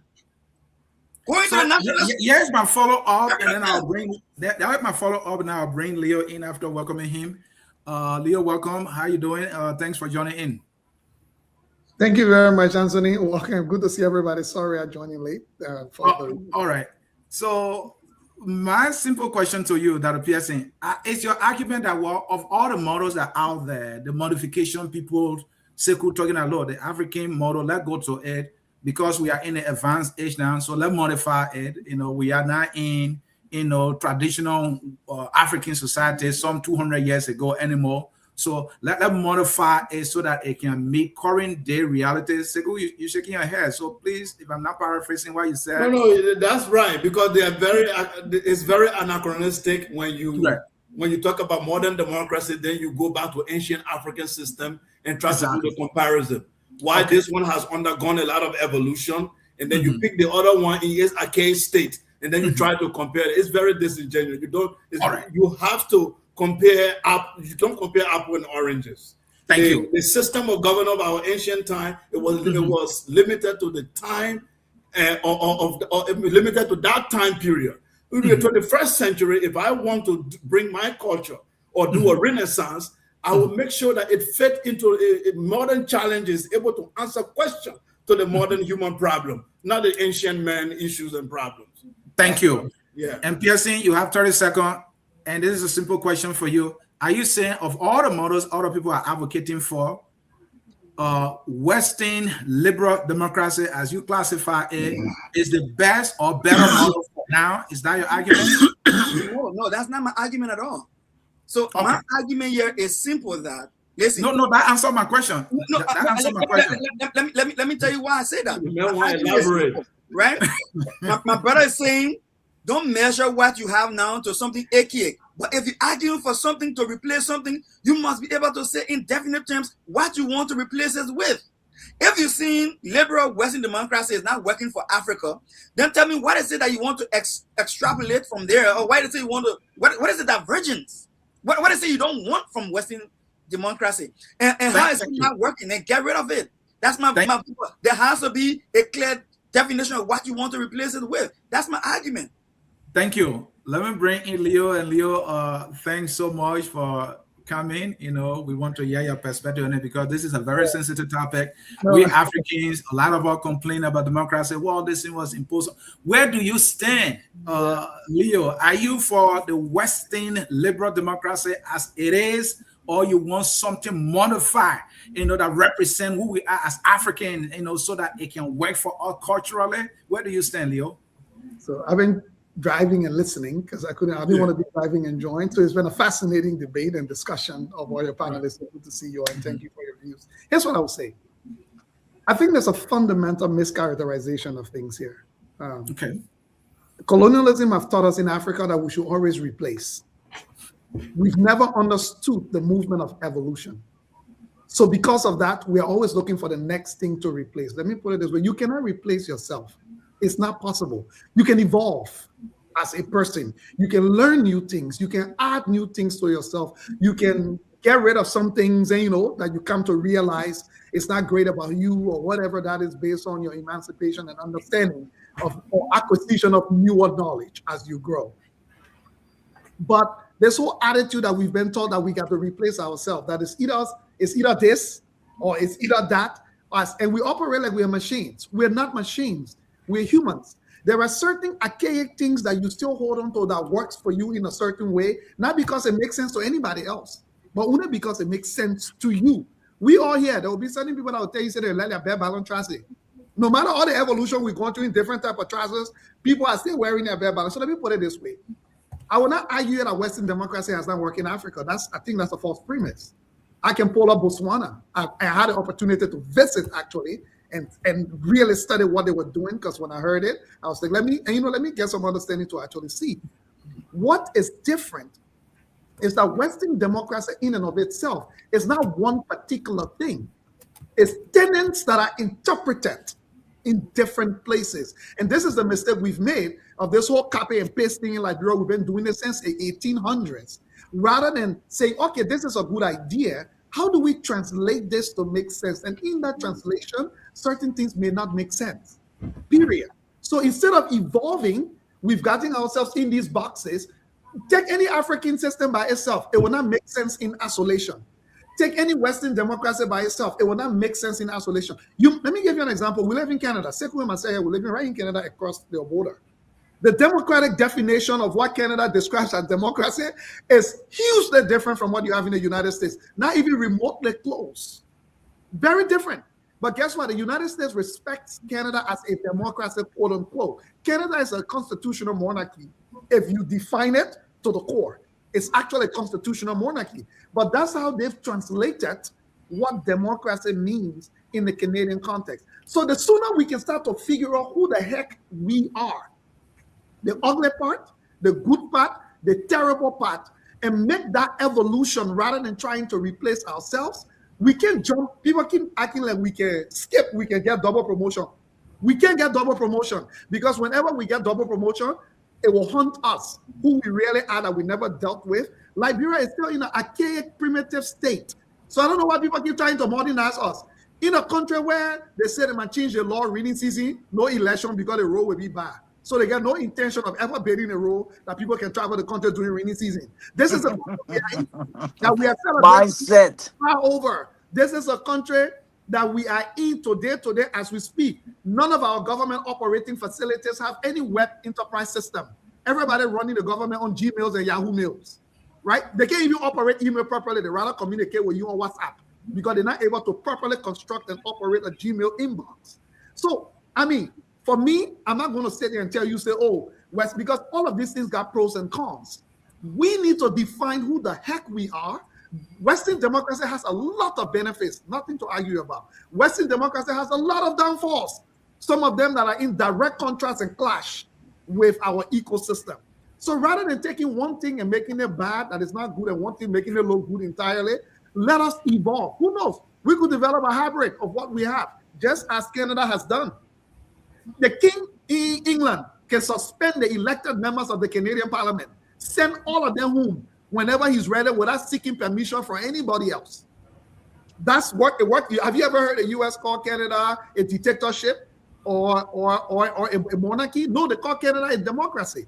So I think the real conversation for me is not what thing we will photocopy again. Because even the freaking African thing we talk about ourselves, we don't even know. We lost track for this convoluted political system that we have in the country, our cultural African system. We don't use it for marketing purposes. When big visitors come, we bring cultural men and osa to come dance and talk about the cultural history of Liberia. By the time the BB people go back, where do we send the cultural people? To the background in the dungeon, like they do not matter. So what culture are we really talking about? The one we using for marketing, that we can only pull us out whenever we want market and promote when somebody come, or the one that we're running away from pretending to be what we're not? So my conversation, for me, there are pros and cons to Western democracy. Some of those pros might work for us. Some of them might not work for us. There are also pros and cons to the African traditional systems. Some of them are still valid in countries like South Africa, in countries like Botswana, in countries like Rwanda, that they are still relying on to interpret and let it intersect with Western democracy. And Ghana too, Leo, and you went there, you know that best. Yeah, Ghana as well. Thank you. Ghana, outside of urban areas, the jurisdiction is actually with the local chiefs. Outside of major urban cities. The same thing in Liberia. When you leave Monrovia and all these urban places, my brother, to see one policeman is impossible. It's traditional and customary systems that are governing by default in many of these villages and towns. When the way that people solve problems and govern themselves is when one small thing happens one time before policemen show up at 3 hours before they can call the policemen to drive. There are still villages in Liberia that people can go to the farm, leave their doors open, wide open, go to the farm and come out, and now one thing gets stolen because the consequences in the traditional system for being caught for stealing is so severe that people know they're not supposed to do it. So again, in Liberia, we got a dual legal system. Let me close on this. People don't realize, I was reading a European research law review of the Liberia legal system. We have a customary law system and the Western, judicial system. What have we done? We ignore the customary system and did not evolve it for so long that it remained in its primitive state. So when you see people arguing about Sasewu has jurisdiction in our constitution because our constitution says we are a dual legal system. That's the reason why we got a Ministry of Internal Affairs that are calling local government now. The Minister of Internal Affairs or local government is the Chief Justice, the equivalent of the Chief Justice in customary law. So when you go to the clan chief, from the clan chief to the district superintendent, from the superintendent, you can keep appealing your case till it gets to the Minister of Local Government. The Minister of Local Government is the final arbiter under the customary system. But go to our law schools. Is anyone teaching that to anybody? No. We undermined it, so it's staying 100 years ago while we are now in 2026. So my argument has always been, you need to figure out who the heck you are before you start to say you are something to yourself. Because if you don't know who you are and you get adding things onto yourself, you are a confused identity. You don't know which one is to you and which one is not. Thank you, Leo. So, gentlemen, what we're going to do now is what should be the alternative? Wherever you stand, however you stand on this issue, in this debate, what should be the alternative for us as the people, as a country, Liberia, as Africans? What should be the alternative? And we'll start with you, Sekou. What should be the alternative? Yes, thank you for the question. First, I would like to say I agree with most of the things Leo said. I think this is some of my points there, but we all have a different way of conveying it. So the measurement for me, when I try to attack any problem, I look at it this way. The condition of our people, whatever system you've brought, has it improved the condition of our people? Have we taken people out of poverty? The measurement of development, according to the UN Millennium Development Goal, is education and health. The level of education and health, you can determine if this country is improving or not. So democracy or the election, the rituals of election we do every year, which for me I call it ethnic census, to see which tribe have more number than the others. That's what we do in Africa. To see which religious group people can vote for their brother. It has never been about competence. It has never been about character. It has never been about people who can do the job. So for me, I will propose, the alternative I propose is what the Senegalese scholar, Cheikh Anta Diop, proposed, the African Renaissance. When Africans got their independence, Cheikh Anta Diop said, it would be very wrong at the time, I think it was 1970s, they created ECOWAS at the time.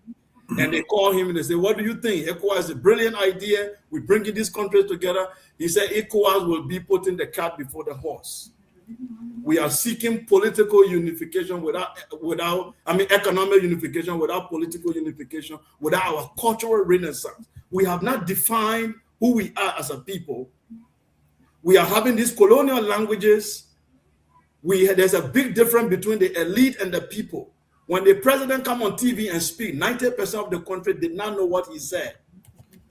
When your lawmaker go in there and debate, the ordinary mama in the market does not know, she doesn't know what they are talking about. So you are asking her to go and vote based on policy. What policy? She doesn't even know what you're talking about. So there is a disconnect between the African elite, the educated African man who is a westernized man, and the people. So the African Renaissance that Diop proposed was the rediscovery and expression of African creativity. We needed to go back and define our Africanity. We needed to create national languages. We needed to focus on education. And when we get educated people who are healthy, they will propose better ideas how we will govern ourselves. But right now, as we are, I think even if you bring any system of government, the African man consciousness is messed up. He does not even know how to govern himself or what value is all about, because they say what you do for yourself depends on what you know about yourself. And what you know about yourself depends on what you've been told about yourself. What have we been told? When we go to school from elementary until we graduate, we read about Greeks and Europeans and what white people did. The only time we read about black people is slavery. So we believe that to develop a country means we have to imitate Paris, we have to imitate America. That's the measurement of excellence. We are not aspiring to do something extraordinary that the human race has never seen. We are not aspiring to do that. So I'm proposing the African Renaissance. Africans need to go back to rediscover themselves like the Chinese did, like the Japanese did, like every people who have defined themselves on this planet. They are the one who can develop, not people who are copying and pasting other people's values and culture. It will never work. A lion will never be a goat. Thank you. Tao, what's the alternative? Okay. Well, I agree with a lot of what Silky said. But look at what happened here.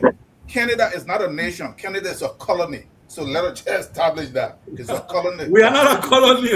and yeah, it's a colony. Canada is not a colony. Colony of what? It's a colony. Gentlemen, wait. This is a debate. Let them land. You have your time. Yeah, we gotta fact check. And the United States, is not even a nation. It's a gangster paradise. If, okay. All right. I see I'm trying to put some premise in place first. It's a gangster paradise. George Washington, who is a founding father of one of them, was a terrorist in England with 13,000 pounds on his head. Okay, so they came here, they killed everybody here. They took the place. So they've been on a gangster racing. These are the people that put something together, and then we'll copy from them, and we are trying to use it, and it's not working. But look at what happened here. Sekou said something, and Leo, I agree with a lot of the things you said. We don't know who we are, and I've been saying it here that if we come to this discussion, we have to go back and study history. We are the only people in the world that we are told that our history is of no value to us. So we see us trying to find ways to do things without a historical background. History is not a thing of the past. History is always in the present. We are talking here today because we learned how to talk yesterday. We are told to forget our history. If you were told to forget everything that you learned in the past, you would pretty much be a fetal in the womb. You will go back to pretty much zero. So we are the only people. Everybody else dwell on the history, and it's from there that you draw inspiration. Leo, you said something. Because we're not trying to change ourselves. We are trying to change the things that people brought to us. Why you call Canada a colony and not a state? It is a colony. It's a colony of the British Crown. And the U.S. does not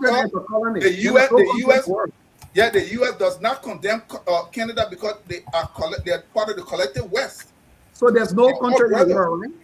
So they work together. The Canadian Prime Minister spoke at their economic conference. He said, "Look, the Western political system, the rule-based system, is false, it's fake, it's corrupt." He said, "We always knew it, but we didn't say anything because we benefited from it." So by a definition, there's no nation state in the world. No, by a definition, no. Look at what happened here. Look at the stability that is happening. When you look at France, what made them to call them France? They're a nation. They're a nation. Okay, a nation state is different. A nation state is different from a nation. Okay, so whatever the definition is, I'm just saying, is there any? But no, I'm coming. A nation, common language, generally, common customs and everything else. So you see the French. When you go to France, they're largely French. You go to Germany. Look at the fight between the German and the Dutch when they were together in one space. They tried to see multi-party Democrat. It could not work. They had to go to war. Now, I ask a question. What is the solution? What's the alternative? Okay. So look, no, I just wanted to point that out. That Yeah. the other people, they purify their groups. Africa deal with diversity better than them. If you create the same condition where you go cut a place from Germany, from Dutch, with the Belgian, you put them together, they would never be able to survive. They will fight among themselves. But the alternative is this. This is what I would propose. Yes, we'll go back and we'll rediscover ourselves. But we need to still look. The Gara system I'm talking about. Is your alternative identity purification? I'm coming to the alternative. The Gara system I'm talking about. That the person want to put it like we are saying that election doesn't happen unless he didn't read it. They actually have elections, and no, it is not a caste system. What the Africans did, and they're not the only that practice the wall of which system are you talking about again, by the way? That's what the Gara system where it's a form of governance system that will come up in Africa. What they did was everybody that was born, there's record taking, and the Omori people in Ethiopia still practice that today for the last 2,000 years. They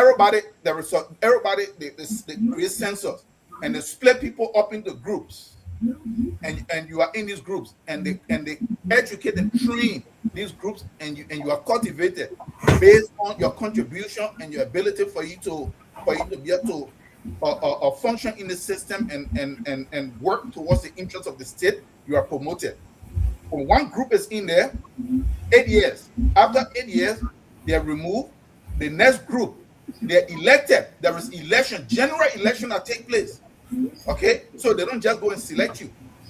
Then, when that group is chosen, that group then will vote for one person that will actually lead them, that will be at the top, and they come in and they rule. So it is not a popularity contest. You are actually cultivated. No money is involved. You don't look campaign finance, none of this stuff.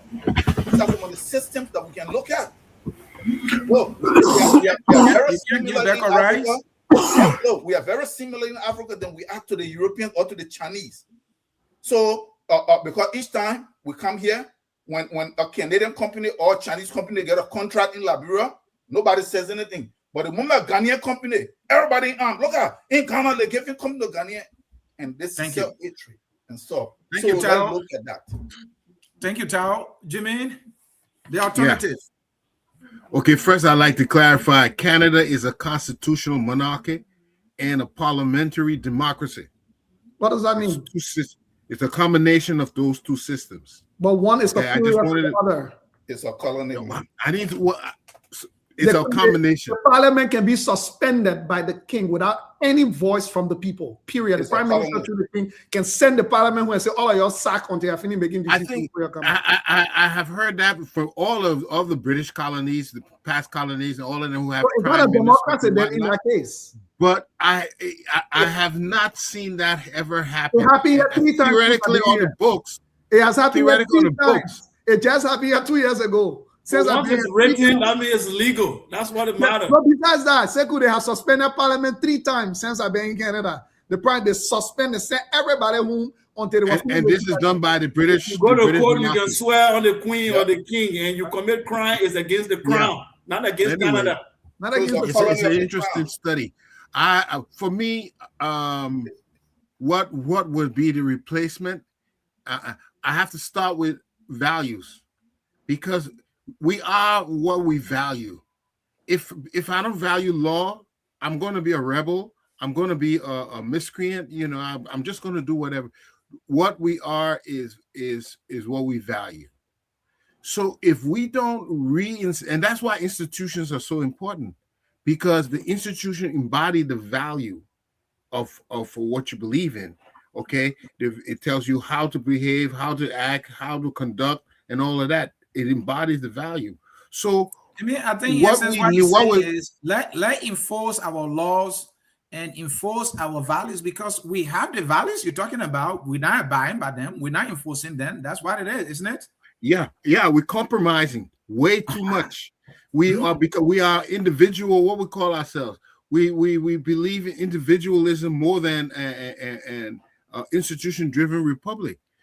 Personalities are bigger than the law. Personalities are bigger than institutions.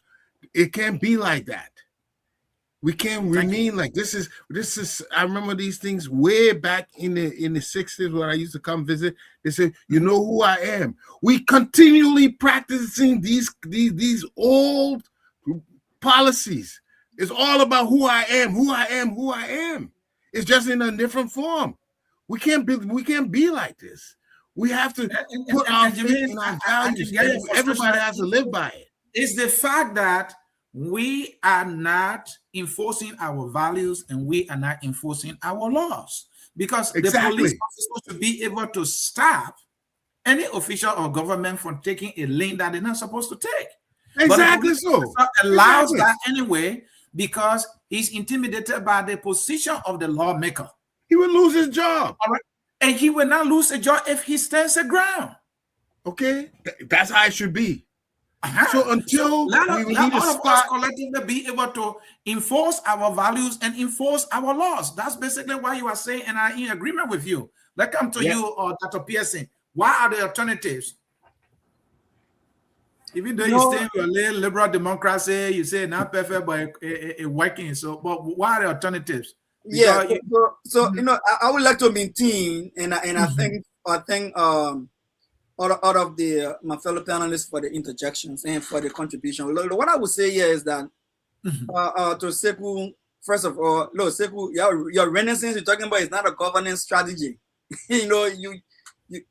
No renaissance can govern the country.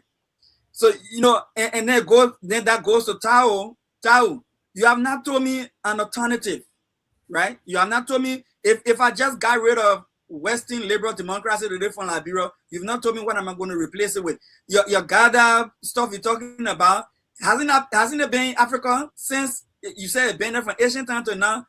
Can you show any comparative change in the location that's being practiced compared to the other areas Western democracy is being practiced? Don't ask that question. Africa was invaded and it was suppressed. Let me land. Hold on. The man is giving you alternative. Because if Western democracy won over your Ghana, if you are Ghana and compared to Botswana, like my brother said, I myself went to Botswana. When I got to Botswana, and I'm going to give this for a reason. I went there for a conference. I attended some functions and things. Madam Ellen Johnson Salif got there. I went to the mall to go buy me some ice cream. I saw some young guys and jumping for fences, vehicles and things. Well, I mean, the country is so clean and nice. And then I told the guy who was driving us, our Liberian delegation was left me and said, hey, picking a shiny. Ain't the beginning parent got money. Then the guy who drove by, he said, no, don't children have their own money. Don't children go to school for free. And they graduate from university for free. And then when they graduate, the government, how you call it, subsidize they're getting involved into whatever areas that they learn. The agriculture will give you a startup kids, your startup. They gave you everything to start up as an agriculturist. So we said, but then when Madam Ellen Johnson is, maybe she will carry this back home. Zero. We were from LU at the time. Nothing went back to Liberia. So it goes back to what I'm saying. It's the individual, it's the drivers. And I think it goes down to what Leo said. Now we need to look and see how are we driving wrongly, and the vehicle that we are using. If we don't want Toyota, do we want Lexus? Can we upgrade from Toyota to Lexus? But in now you're upgrading from Toyota to Lexus, don't go to Gada, big. You don't go to Gada. I would prefer to have what I have, and then I go to what Jimmy said. Listen, I think Liberia needs this. You don't want to be riding donkey and wearing bumpers? No, I don't want that thing. My man can't tell us go back to challenging. So his alternative, he attack our ideas, so we got to respond. But here's my alternative. Right? Yeah. Liberia can go back and revisit its constitution, and Liberia can fine-tune its constitution to suit the current day reality, and while working in Africa now in other form of democracy that's happening, because democracy has been practiced, I said, always been practiced in Africa. It's just got to fine-tune it to get what we want out of it. And I will end by saying this, my brother. China alone got over 350 languages. Japan alone got over 15 or 16 different languages.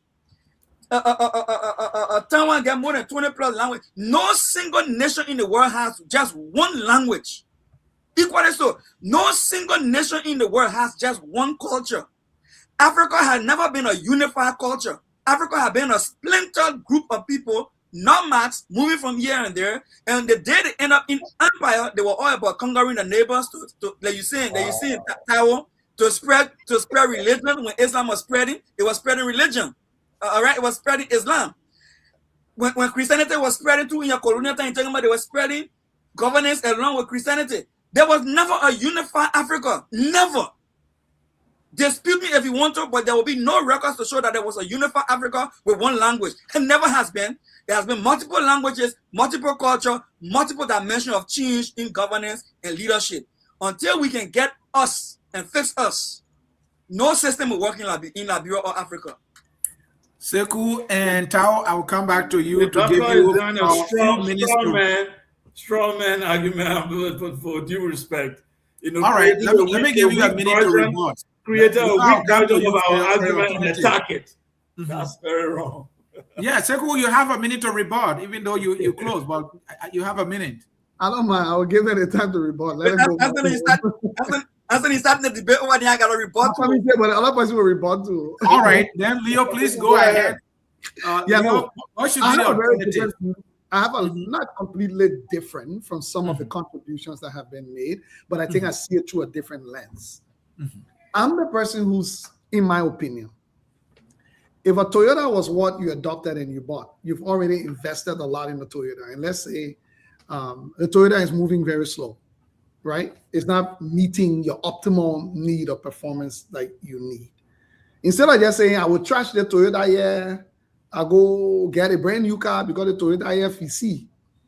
There are multiple ways I like to think about how do you adapt something to work for you. So does that mean I leave my house an hour early, right? Because we need to learn, we'll work with what we've got first, because the only way we can genuinely see the gaps and understand the gaps is when we understand the sophistication and complex makeup of what we have. If not, just because the Toyota running slow, you didn't find out what are the engine problem, what are the gearbox problem, what are the speeding problem. All you know the Toyota were running slow. So somebody said, oh, my man had a car, a fast car, you can go buy the car. But what you didn't realize is that the engine of that car can run fast, but only lasts you 6 months. So you never understood why the Toyota was running very slow. Maybe because there's a very old model of Toyota that you're running. And now they got newer models of Toyota that move 10 times faster than the speed of the one you got. You don't understand any of that. But the fact that you established that the Toyota runs slow, so you say you must get a new car. Here's what I think. We must learn to do certain things well first. No matter which system you bring to Liberia, I care less whether the Gada one you talk about or Western liberal democracy, constitutional monarchy. If we don't learn to do certain things well, it will not work. Let me give you one. The basic tenet of any strong identity creation of any nation is language. Basic. It's been consistent. Doesn't matter whether from China to Great Britain to where. Watch every one of them. Whether to Ghana, let's even go to our own African, countries that are close by. The basic, strongest tenet of any nation building is identity, which is deeply rooted in language. In Liberia, from the 1800s, there has been a consistent effort to make sure language does not take root. So we are in a country where we have multiple languages. We don't understand neither speak anyone well. None. We are almost illiterate in all of them, even though we were among some of the earliest that developed scripts in some of our languages. But today, 90% of our population is illiterate in any language. We can speak English well. We can speak Ri and Repele well. We can speak Ri and Reva well. We can speak none whatsoever. Your own versus the foreign one. You're not efficient in any. So as a result of that, we have a fleeting identity. We're never too confident to say, me, I Ria Vame. Because you VAR, man, you can only drop one lines in VAR.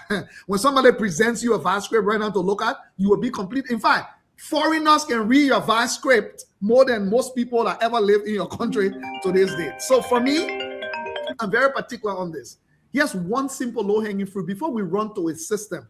A system is the combination of building blocks. It's not a magical thing that you just drop. You build systems, you don't find them. That's the mistake we've made in Liberia. You have to build the tenants first. When you're building a house, and you get the architectural design first, the person draw the blueprint for you, look at it, whether you like it. When you like it, then you go to the construction drawing to see what kind of components you need to build a house. Then you go to the mason or the person that will lay the brick. So here's what we need to do. The first low-hanging fruit we got in Liberia is language. And I've made this argument. We can put French in our schools' curriculums, but we can't put Gio. We can't put Va. We can't put Mandingo. We can't put Pele. How is that not the stupidest thing ever that existed on planet Earth? Then people argue with me. They say, "Oh, because it's not written." Okay, let's make the argument. Fair enough, it's not written, right? How can we start teaching English to our children? And aren't you ABC song? They can start writing it for us. What is wrong today if tomorrow the president issues an executive order to say in Grand Bassa, we know that the dominant language in Grand Bassa is Bassa. Bassa will be a compulsory subject from ABC to grade 6. Because once a child can fully function in a language up to grade 6, it will almost never escape them anymore because those developmental years are crucial for the basics of it. While we talk about when we can make it written in 4 scripts, when we start to love it and learn it, guess what? Our next crop of educated people will start to study linguistics, right? To know how they can script it. Let's go to Lofa. Lofa got 5, right? What is wrong with putting all 5 in the curriculum and making at least 1 mandatory? If you Mandingo, that Mandingo you want to learn, and do your Mandingo. If you Loma, that Loma, do your Loma. If you're somebody who like languages, learn all 5 if you want. It's up to you. What is wrong with taking the low-hanging fruits that we already got first? Because guess what? When we strengthen those things, building a system will be easy because you have the key components that you have strengthened already that leads to you being able to say, oh, now if we want to build a system, what do we need to include first? And we'll say language because we have a very strong foundation of what. Yeah, but what is the objective now of learning the language? You got to make that clear. What is the objective? Let me give you one. The objective language is the vehicle. Anyway, let me finish. It is unlocking your identity. That's the first thing. You need to know who the heck you are.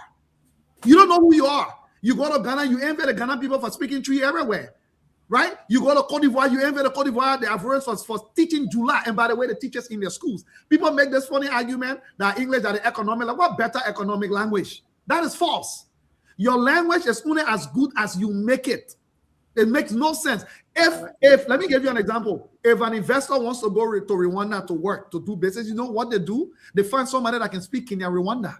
Because Kenya Rwanda is the most popular language spoken in Rwanda. If you can speak Kenya Rwanda or don't have an interpreter that you hire, you can do proper business in Rwanda. But that's a good barrier.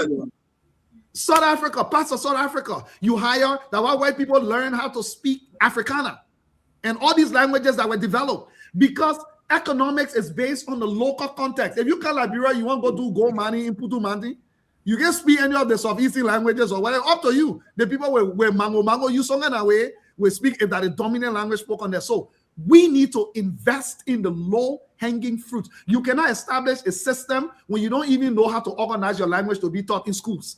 That's ABCs first. You must organize what becomes the system because you have to run it. And if you don't understand the tenets of it, you are wasting your time. Thank you. Thank you, Leo. Mr. Miguel. The alternative. You are muted. You're muted. We can't hear you. Still can't hear you. He's not muted, but I think maybe someone. You're good now. You're good. You're good. Nope. Your voice still can come out, even though you are not muted. Yeah, go out and come back. By the way. Yeah, Sekou, go ahead. Yeah. Mm-hmm. Yeah, so definitely I want to agree with a lot of things that Leo said. And I want to go back to Dr. Pearson's comment when he said, Renaissance is not a governance system. But you see, sir, there's something we all agree on here tonight, that there is a problem. And one of the things Mr. Jimmy mentioned very clearly, the values. The things you don't value, definitely you don't take care of. And when you want to talk about value system, and someone is talking about language, then you say, what is the purpose? Before the man value himself, he has to value his culture, his language, his people, before he can start even acting right. Because the mistake we are making, we think that the development will just come in a vacuum. That for some reason, our elite will go. We have leaders who have gone to some of the prestigious universities in the world, but they come back, they can't construct road because the value is missing. We have people who have gone to the best university in the world, but when they come back, they allow our country women to dance for them in the airport and put their lapa on the ground, okay? Because they don't see them as equals. So we're telling you that what has happened is that we do not value ourselves. It's a fundamental problem that happened to us. And that's what we are saying, why The African men refuse. There is no African country right now, maybe Ethiopia, that uses an African language for higher learning and scientific research. Probably, maybe Ethiopia, I don't know. They do. But Ethiopia does. the English language is better than any of the languages in Liberia. And Eritrea. In Eritrea, maybe. Why is it that we have not? We've been colonized, that's fine. Why we didn't go back to our local language then and develop it? Some of our research and PhD supposed to have been done now in our local language. Sekou, can I interject? Sekou, quickly interject. At the University of Michigan, there's a white guy who I'm friends with now that's doing a PhD in Pele at the University of Michigan.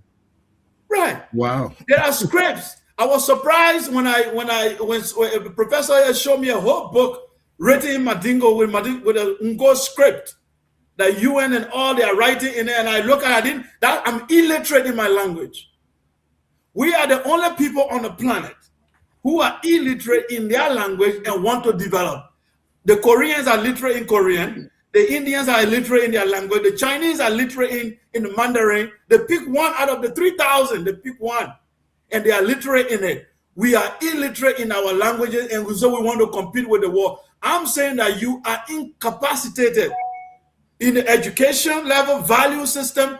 We are incompetent. We are not able to produce anything because we want to copy people's values and become them. It is not possible. You will never speak English and more than the British guy.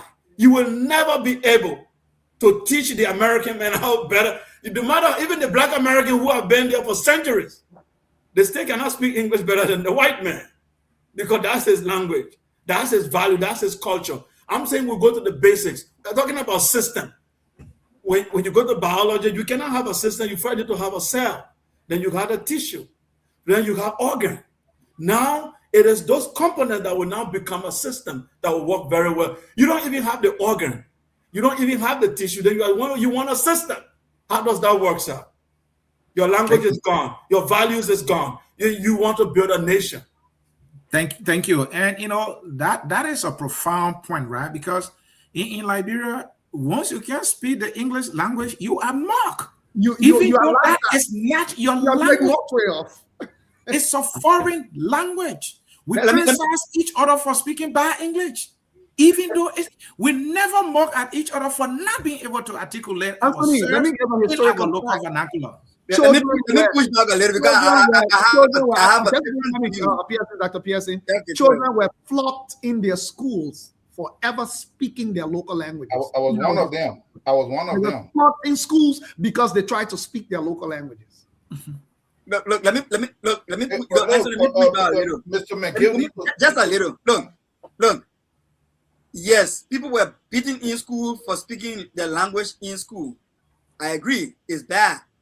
There are people who are from certain tribes in the country can't speak their own dialect. That's not too right. I mean, that's not those right. Those are not dialects, by the way. Those are languages. Let me correct that. I can choose to call it language. It's still battle. No, it's a different dialect. It's a slave colonial term that was developed to diminish language. Okay. So let me change the English word to language. Does that satisfy you? I'm very happy. So look, let me say this. And Jimmy asked a very salient question.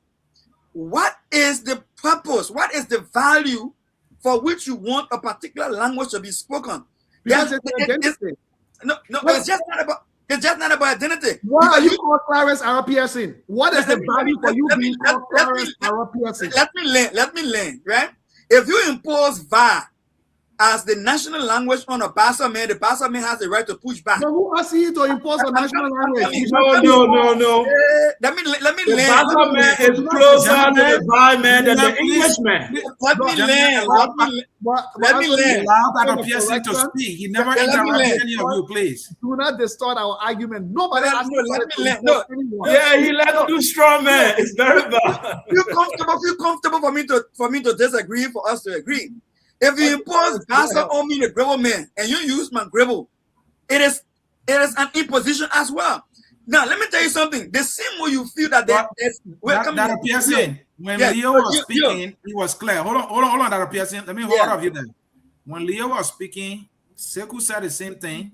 They were quite clear. They said, well, Leo specifically said, look, in Lofa. If you're a Mandingo man, learn Mandingo to read it and to write it, and Loma and the other languages. And he mentioned Bassa first. Same Bassa is the general language spoken in Grand Bassa County. Let it be taught as a subject in Grand Bassa County. That's why he said. So they're not imposing it. And Sekou said the same thing. So go ahead, make your point. Look, I'm not opposed to people speaking a local vernacular.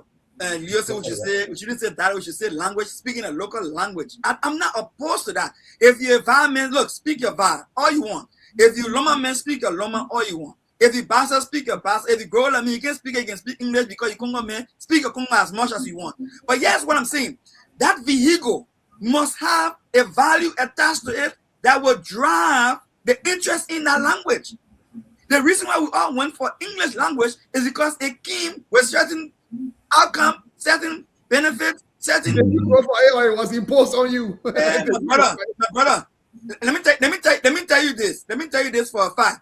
If we as a people do not want English language as our first language in Liberia, we have the right to change it. We can't even speak it. Only 20% of the population can speak it. Exactly. So if you cannot learn English for over 179 years now, and you have up to university, you can speak it straight. What do you think the whole Liberia speak via straight? But they're already speaking it. Majority. No. I disagree. The population of people that speak via, all right. It's not the whole nation. No. You're not going to answer the whole nation. I said, let allow Pearson to learn. We have to close. Look, language is important, but the language that you want to prefer must have a value. If you ask me, I will not be arguing for language. You know what I'll be arguing for? I'll be arguing for technology as a new language for developing the world today. No, just hear me out. What is the technology? No. Just hear me out. Right? You are saying we should put emphasis on something and give it our best shot. And I'm telling you, if you ask me what we should take apart and give it our best shot, I will not be looking for language. I'll be looking for technology. Whether you call it ICT, or you call it information technology, or you call it digitalization of Africa or Liberia, I will want us to catch up and be on par with technological advancement in Africa. That will set us apart as compared to what you're talking about. Other of us must have to see language or something. We can work on that, but that's not a priority in my view. Thank you. Gentlemen, we have debated well. We don't have much time, so I'm going to give each of you 30 seconds. Mr. Maggie got to get a point before we go. We left on Mr. Maggie. Mr. Maggie. So, hello? Yeah, go ahead. Can you hear me? Yes. Making democracy work for Liberian people, we need good institutions. Thank you. We need strong institutions. We need to put system in place. We need good leadership.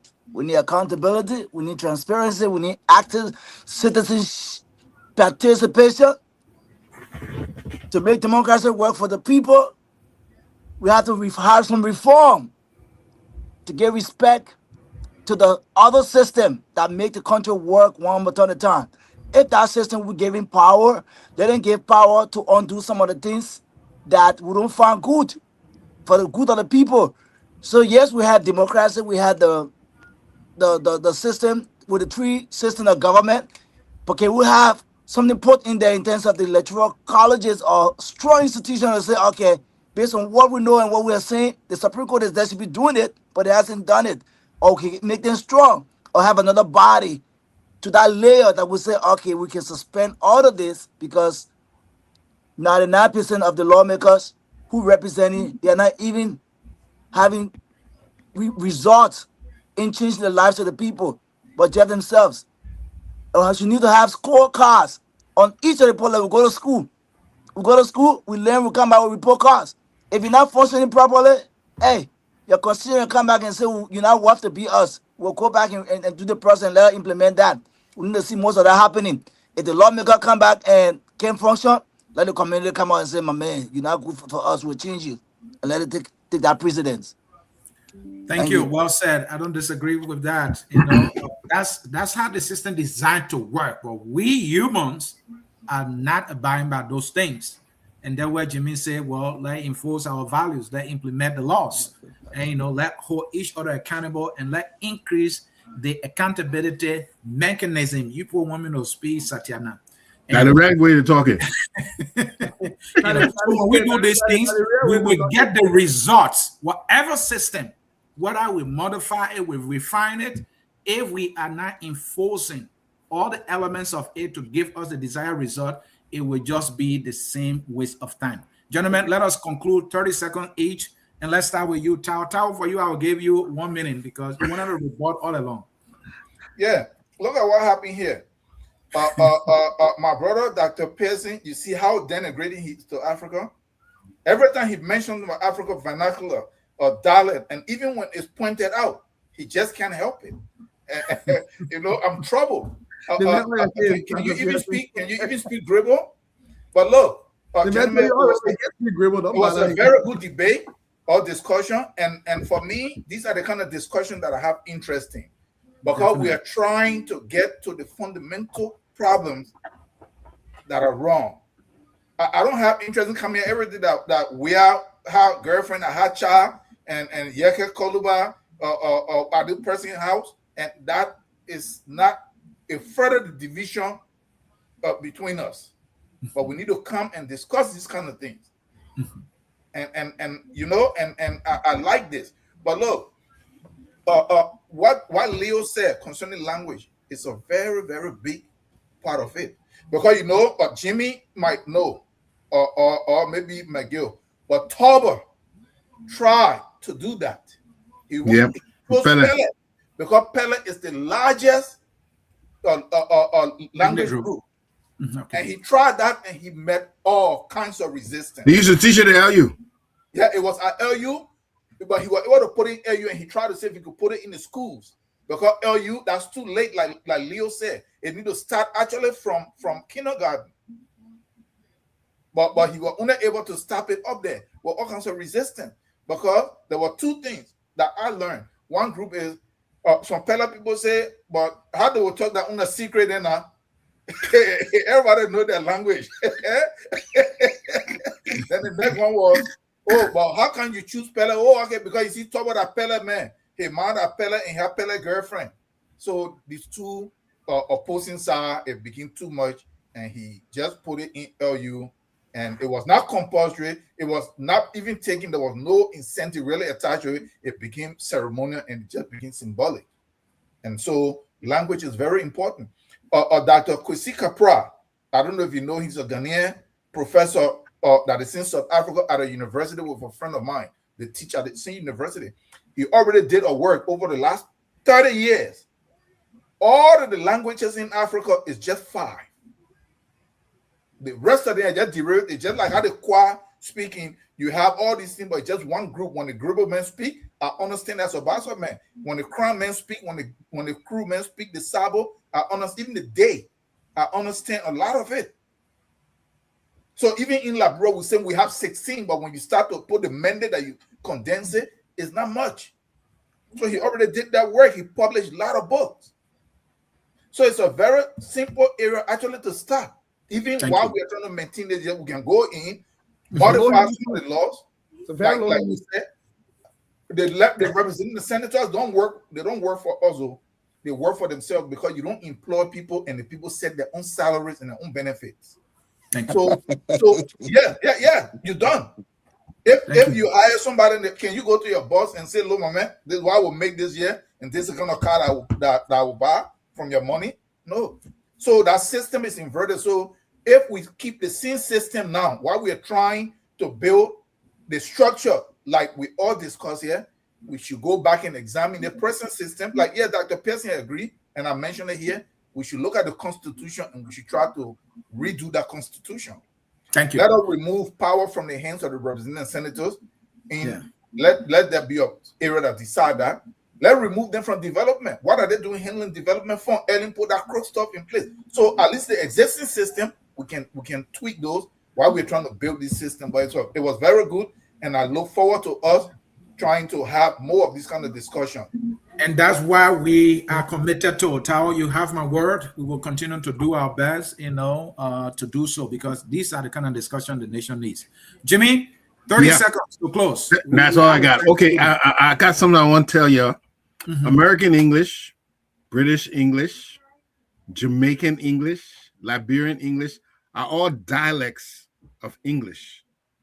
It just what makes them dialects, just the pronunciation, the vocabulary may be different, the grammar and the expression, but they're all dialects. Agree. And I would just want to insert that. But having traveled as an early childhood, I have seen the power of language. You see what the language does. Language embodies your culture, your sense of humor, all kinds of stuff that language embodies. And so in Africa, if we don't use our own native African language, we lose that. We miss that. We become more like nations in the Caribbean. In the Caribbean, they've lost their connection to their African tribe, so they are compelled to speak English. But it is enhancing, it is unifying by being able to speak that language. It has a powerful force behind it. But what is even more powerful is when you believe in the same things, your value system. We have to commit ourselves to a value system and stick by it. That is going to be more powerful than anything, because what we've seen, why things are not working, because it's been compromised, it's been selective, it's been elevating other above another. And this has been the characterization of our dispensation. And until we have the mutual respect for each other and value each other the way we value ourselves, no change will come, and no beneficial change will come. That has to be fixed. Thank you so much. Leo, you see Pearson and Jimmy, you see the Liberian flag behind us. You must show them respect. I actually been checking that flag because I'm very careful and meticulous about these things. That flag doesn't look correct by the red stripe. That red stripe is wrong. So I will urge you all to please get the correct flag. I'm very meticulous about these things. That stripe are running right in the middle of the blue and not correct. Like yeah, it's a little off. Yeah, a little off. So yeah. Anyway, that's what different. But I recognize it as a Liberian flag. So it has that's a Liberian flag. It has the colors and has everything. All the major components. So you can take that away from it. All right. Here's what I would say. If I ask somebody like my brother, Dr. Clarence Pearson, what's the value of you being called Dr. Clarence Pearson? Is there any value? If I tell you, say there's no value inside, throw your knee away. I can call you Puchubo. Throw your knee away. I will remove your PhD. What's the value of putting your PhD? Because you earned it, right? Your name was also, you inherited that. Your parents gave you that name, or however you got your name, because some people got their names in different ways. So I'll be careful about that. But it's something you have owned, that you call your own.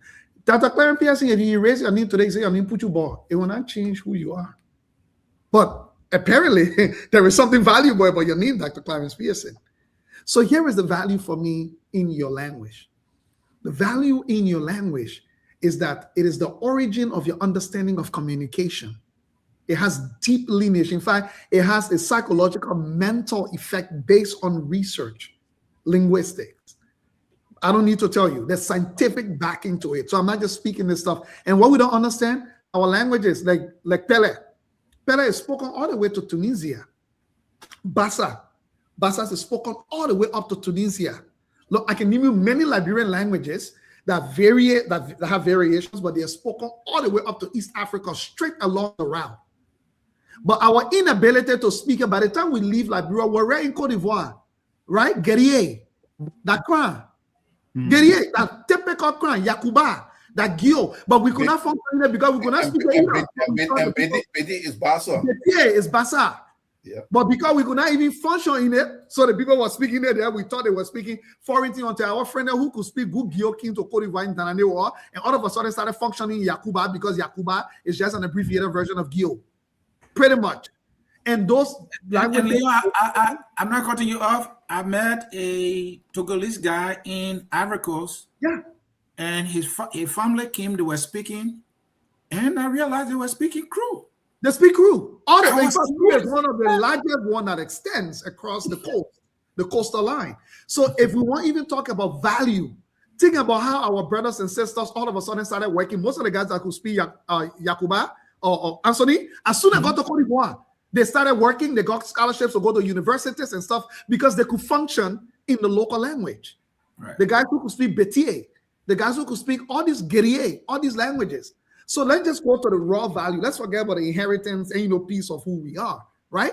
No country in the world that their local language is not a priority for communication. We see Ghanaian PhD holders here, right, in the West that have made it now that their language is interpreted at the UN General Assembly because they demand it. They made it as interpreter in Geneva because they demand it. Our UNO educated people, we say our first language is English, but we can't understand half of the English. It's a problem. You go on the radio in Liberia and you say something before you get to radio, 3 versions of it have emerged in the population for something very practical that you said. It absolutely makes no coherent sense. But we stay arguing what is the value of our language. So let me say this to everybody. For me, it's not about the language. It's about us demonstrating for once that we can do one thing well because those are transferable skills. Thank you. If you can build a system of languages in your country, it's not about taking one. Speak all. You know what? For example, Pele is about 35 to 36% of the population. That's what happened in Ghana. Ghana got multiple languages, but 3 organically emerged as the overriding one because it has the largest population that speak Twi. So Twi has emerged. Everybody speaks Twi. So my thing is, forget about languages. I'm telling you, take a low-hanging fruit that people are already endeared to. Learn to do one thing well so that our transferable skills can be moved on to other things because you've now learned how to build one thing systematically. Thank you. Thank you. Mr. Miguel? Well, I think you spoke. Pierre, you got the last word, please. Thank you. I think it was a valuable night tonight, and the conversation is very healthy. But this is what I would say in closing, right? If there will be any Unity Party people who trying to be to push some lines undercover and say we should get away from critically evaluating the missed leadership in Liberia, that's not going to work. In fact, we'll soon be finding another topic to get on again on Joseph Boakai failed leadership going on in Liberia. There. Are you part of CDC coming by in 2029? Especially with the drug. You part of CDC coming by in 2029? No, I have a strong belief, and maybe that's just me. I believe that the party does not have the problem that the people who in the party. What is the difference? What is the difference between the party and the people who in the party that goes? Yeah, because you can have an Ellen tomorrow, you can have a Boakai today, you can have a Leo that's tomorrow. The party. The party that are not empty canisters. Yeah. You must have just said a thing about. Gentlemen, we have to go. You must have just said a thing about democracy. Like, institution. Right. So individuals. I feel the individuals who head the party will decide what the party become. That's what I believe. So that's why I'm afraid to attack the party, because tomorrow, if I attack the party itself and leave the individual who govern the party, tomorrow when Leo becomes the standard bearer, then I'll be embarrassed to go and support Leo because I denigrated the party. So I will leave it open just in case they select you. But again, let me go further with this, right? Look, I don't want to learn VA, I don't want to learn Gio, I don't want to learn Mano, I don't want to learn Greba, I don't want to learn no local vernacular or dialect in Liberia, right? Language. I want you to open digital learning centers across Liberia, like the one that Leo got in Pinzo there. In fact, we're teaching Pele there right now. It can be inclusive. I don't have a problem. I want to say I don't have a problem. I said what I want to have that same modern center you build. I want that across all of Liberia. I want our children to start learning how to be digitally illiterate, literate, right? So you're gonna speak Greboyana. Gotta be illiterate, right? And at the end of the day, you know what I have to do? I engage the next 10 years from now, I will be speaking better while speaking English with my earpiece in my ear and your earpiece in your ear. I was just kind of say, that guy in your ear, your ear, and you see it. when I say, what? Paku mami, in your ear, kind of eat. Because that's where the war is going. That's where the war is going. The world is not going to be waiting for the go learn VA and learn Pele. All the world looking for you to put a earpiece in your ear. And by the time my girl speak VA, I hear in English. Okay. Or if I speak in English, so you are assuming that English will always remain the dominant language. It was never the dominant language. Yes. Yeah, we should respect our languages and all of those things. But my brother, put computer, put digital literacy in all of our universities, high schools, lower. If I had to train staff from kindergarten, I had to start below all We the will build an operating kindergarten. system in That's Grimo. that's what I The know. computer operating system will be in Grimo. Yeah, and no problem. So in closing, let me just say this on democracy. Right? Look, I think we are the problem, right? And I feel like we all have said, the drivers have the problem, and the vehicle can be fixed, can be repaired, can be adjusted, can be learned, and we can do better. If there's any change we want to make that will make it, to contextualize it for ourselves in whatever way, let's go ahead. By all means, let's do what we can do. But that vague way of saying democracy is not working, it's a failure. When T5 is a failure, when Joseph Boakai is a failure, right?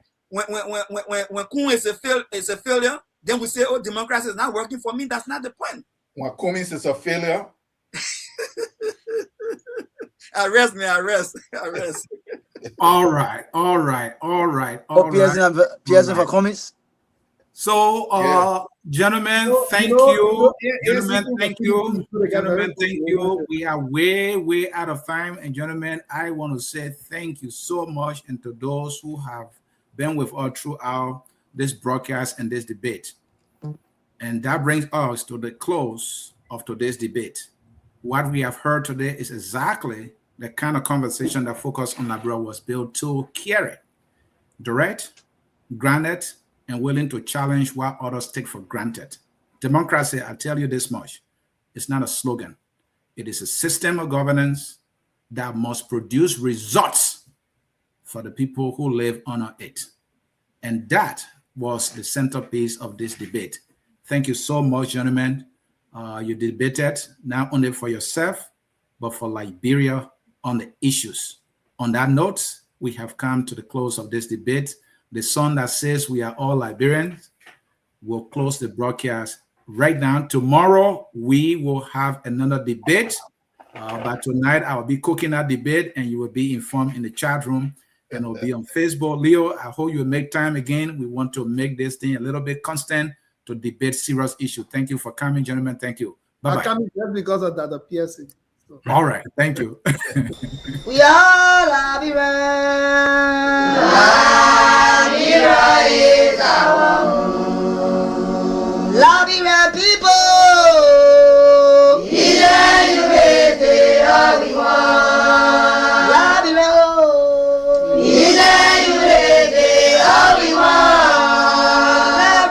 Liberia.